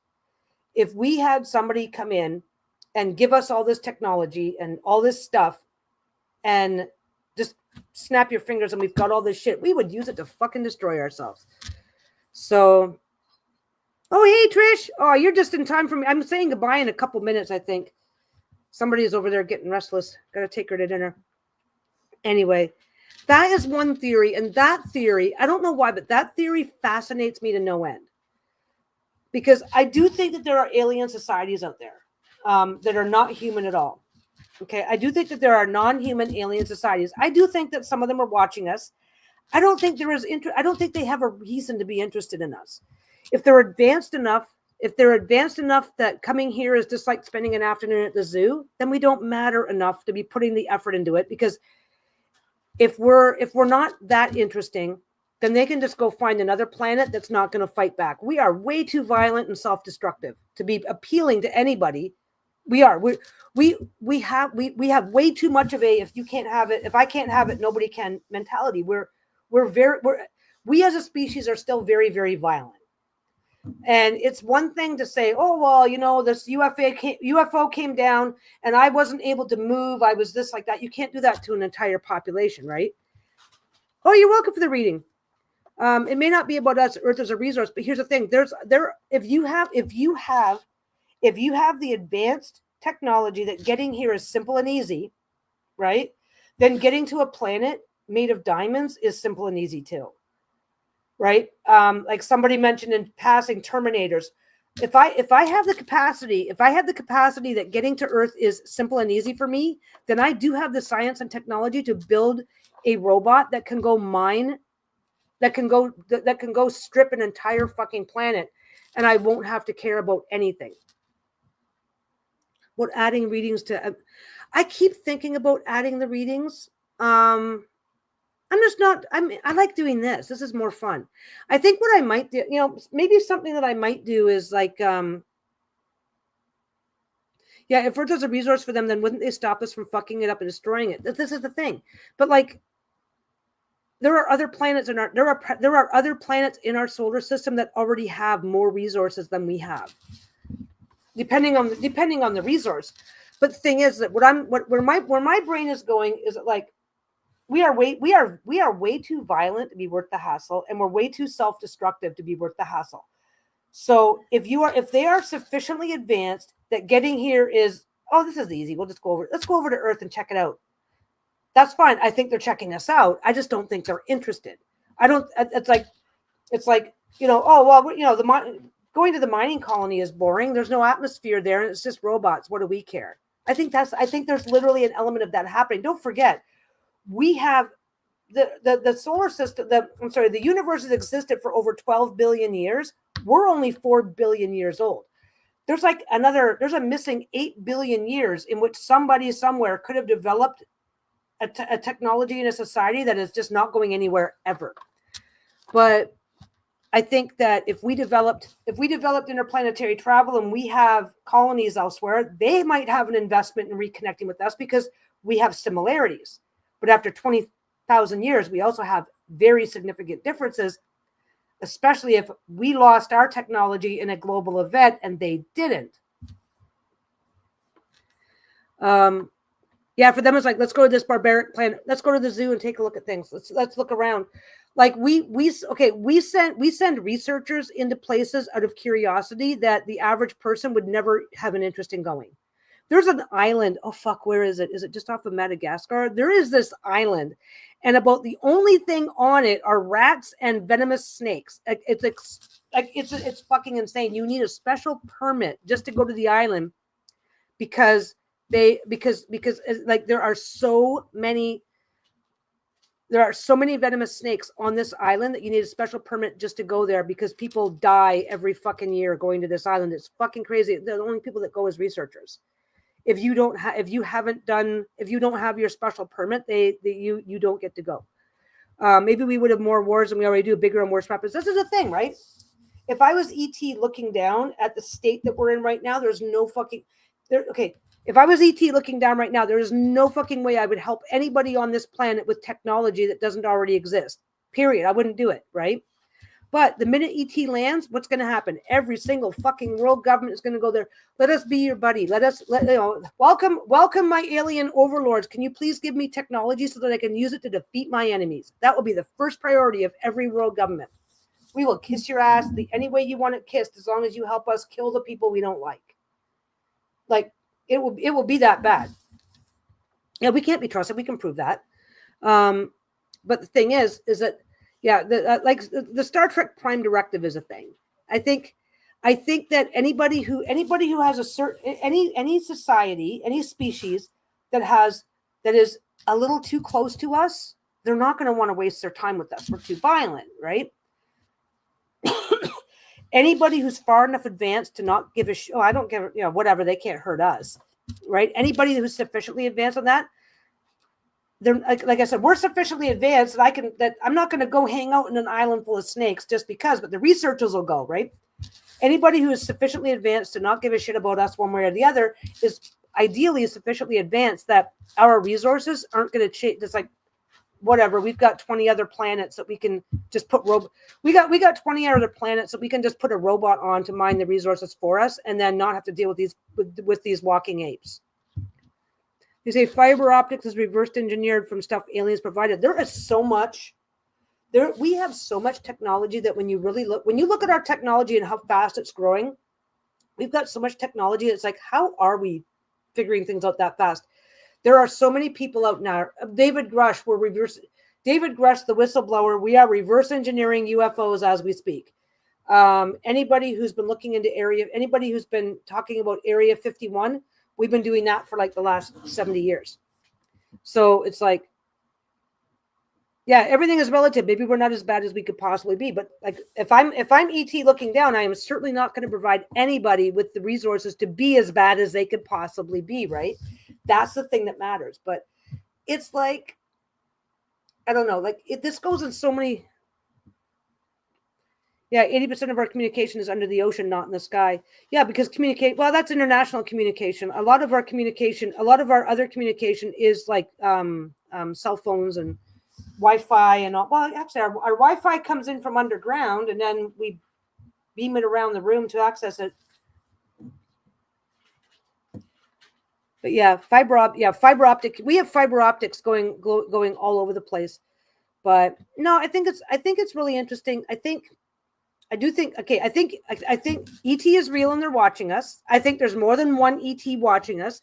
But it's like when you go to the zoo, nobody's wanting to get into those cages and give you a hug, right? I think it's anybody's guess. Yeah, they could be anywhere. And here's the thing.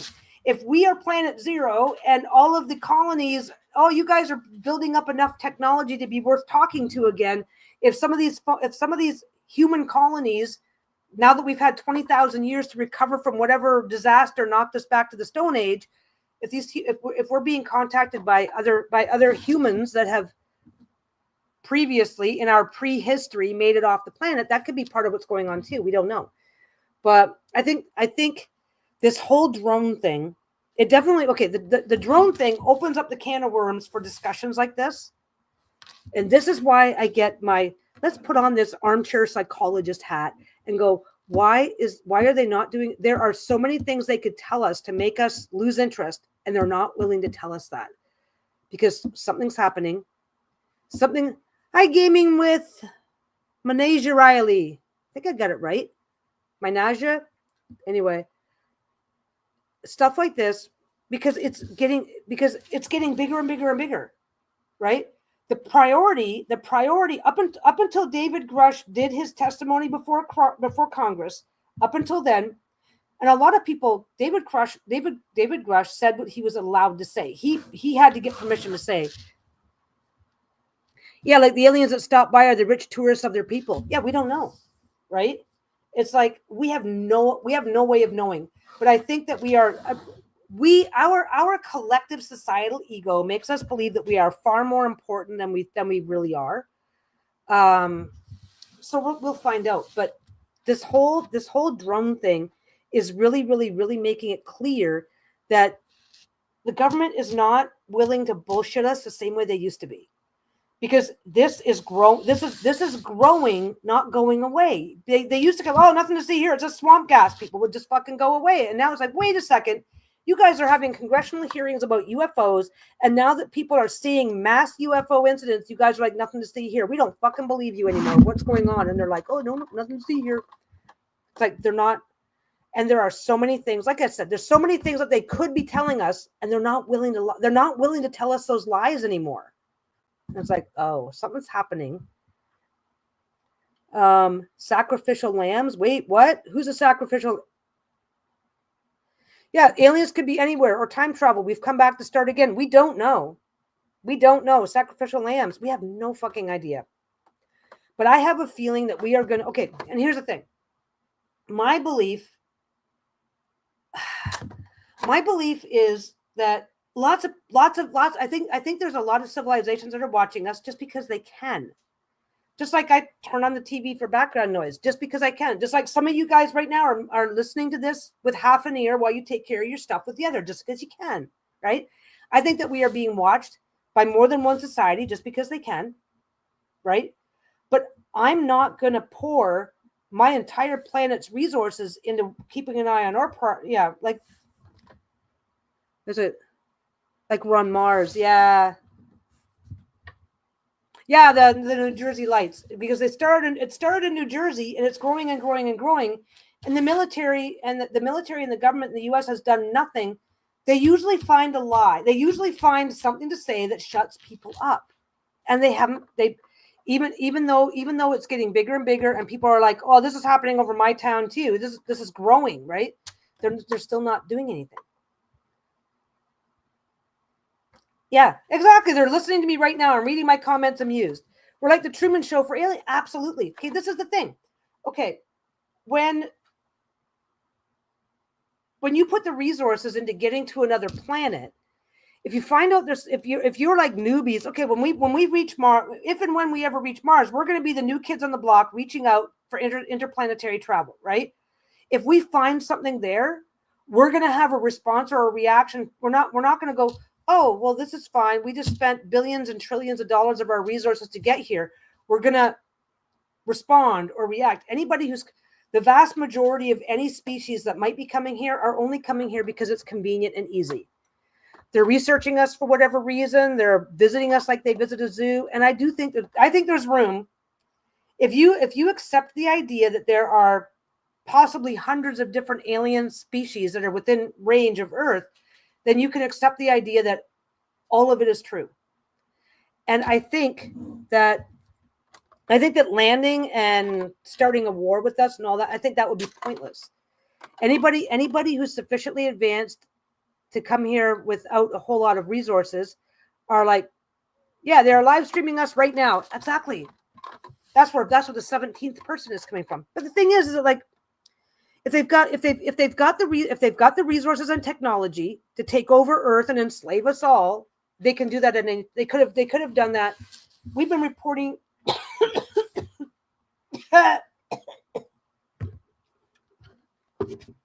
We've got 500-year-old art with weird flying ships up on the corner, right? If they wanted to take over the Earth, they could have done it by now, and they could have done it with a hell of a lot less hassle than it's going to take them now. Yeah, I just got to keep my throat from drying. It's getting a little crusty back there. But the thing is that I think the reason why I think they're watching us from a distance. I don't think they really care. If they were concerned, if we let humanity reach the stars, well, then do a quick aerial bombardment and make us start all over. If you've got that level of technology, that's what you could do, right? No, I think that we are a curiosity. I think that for most alien species, we're a curiosity at best. For those who may or may not want to interact with us, I don't know. But I think all the things can be true. Like if you bring 100 people, into an area where people have not gone before, all 100 of them are going to do slightly different things. Yeah, time is relative. Years to us could be like 5 minutes to them. And don't forget, there's a time dilation effect. So they're interstellar traveling, and they could be traveling in. There's different science fiction movies that explore this. But apparently, if you're traveling fast enough, then time here, you travel for 10 light years in that direction, and then come back 10 light years, and you get back, and 5,000 years could have passed. We don't know. We don't know because we don't know. We have theories, but we haven't achieved it yet, right? So that's a thing. But no, I think when you like narrow it down to these drones, I don't think the U.S. military, the U.S. military may or may not know what these drones are, but I don't think they have control over them. Yeah, wormholes. Wormholes is definitely a theory. They could be using wormholes to get here in almost no time in theory. So I think there's a whole lot of but here's the thing, they could be doing all of the above. We could be having some of them, solar sails. We could be having some societies that use solar sails to get back and forth. We could have some that are using wormholes, some that are using faster than light travel. What do we have now? We have some society. We still on this world. We have some societies who get around mostly by boat. We have other societies where like fly in, fly out hunting lodges. The only way, up here in Canada, we have communities where you're only flying in and flying out. They're so remote communities that have no roads. You're only flying in and flying out. That's the only way you're getting back and forth. In the wintertime, you can like snowmobile, but you might be traveling 200 or 300 miles. Did someone say there was a theory of 5 or 6 different alien species? I'm saying that. I think there's multiple alien species, and I think various ones are watching us at various times for various reasons. And I think that when the time comes for us to meet ET, I think we're going to find that a lot of them are just watching us out of curiosity, the same way we would go to a zoo. And any ones that might want to interact with us,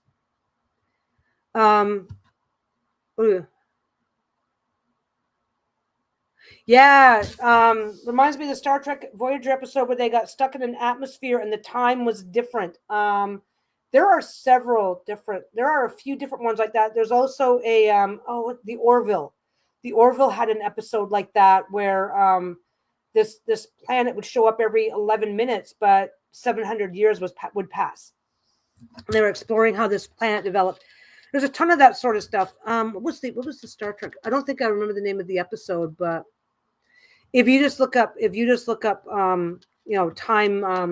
time differences, if you look it up, you can get episode lists. It'll kind of tell you what to look for. But I think by now most of us have heard about, I mean, I don't know the exact math of these theories, but I think most of us have heard about these kind of theories by now. But the thing is that no, I think there are some societies out there that would be very, I got to unplug that. I'm not even using it. Jeez. I think there are some societies out there that would be very happy to meet us and form maybe not alliances. Maybe it is alliances. Maybe there's an interstellar war going on that we know nothing about, and they're just waiting for us to get advanced enough to invite us to participate. We don't know. But I do think very much think that what happened there? Oh, okay, that's what I did. I'm not going to fix that right now. I very much think that these drones, I do think there's something going on. Now, it could be, it could literally be that the military has finally reverse engineered UFOs to the point where that's what they're playing around with, and that's why they don't want to tell anybody. Oh, we're about to launch a mission to Alpha Centauri because we're doing this. Because don't forget, they say you cannot talk to anybody that doesn't say that the U.S. military is 20 to 25 years in terms of technology, are 20 to 25 years ahead of anything we have now. And look at SpaceX. What's the one that Bezos is doing? Yeah, they could be using Earth for patterns to recreate back where they were coming from. Pattern sewing. Yep, we're sending Peggy to represent there too. Okay, I can do that. But no, I think basically it's like when you start really thinking about this, you find yourself thinking about the smaller details and how they connect together, and everything with this drone stuff is connecting for me in terms of there's something about it that they're not in control of. It could be that they reverse engineered. What if they have reverse engineered UFOs to the point where they're now testing their own UFOs and then ET is one. Finally, let's go down and start saying hi. Let's go down and start interacting. Let's go down and let them know we're here. That could be all that it is. It could be that simple. But then, does the U.S. military want to admit, well, we've finally perfected drone technology so that we can go to other planets in other solar systems? Because we have private enterprises that are just about ready to start thinking about manned missions to Mars now, and the U.S. military is at least 20 to 25 years ahead on that. I mean, it's entirely possible that the military went to Mars and met somebody. The tribe has spoken. I am the representative. I won't be squirrely at all. I'm so focused and on track. Okay, well, now that the tribe has spoken, it's almost 6, and I got to go drag the wife off for some dinner, figure out what we're doing. She's looking way too comfortable. I got to get her off. I got to get her moving around now. So I'm going to get going. This has been a lot of fun. I got like 4 or 5 pieces of fabric taken care of. So this is going to be an interesting month because I'm all caught up on everything I need to catch up on, and I'm not reopening the shop for another month. So this is okay. Guys, this is the month. This is the month for every time I show up, distract me with something because I'm probably like up for it. Every now and again, I get busy. And it's like, we'll talk while I work. And then every now and again, it's like, oh, fuck the work. Let's talk. Which I like that too. I love being distracted. I love this stuff. It's kind of funny. It's like energizing myself like this will give me more energy to want to come back and do more work later on anyway. But anyway, have a great time, guys. Happy New Year. And I will see you again on the next one. And never be if you're wandering in, never be afraid to bring a fucked up topic to the table and we can talk because I love this shit. Okay. Anyway, I'll see you guys soon. Happy New Year. Have a good one. Bye. Oh shit, what's going on here? You have your stuff set up weird, huh? Oh, there we go.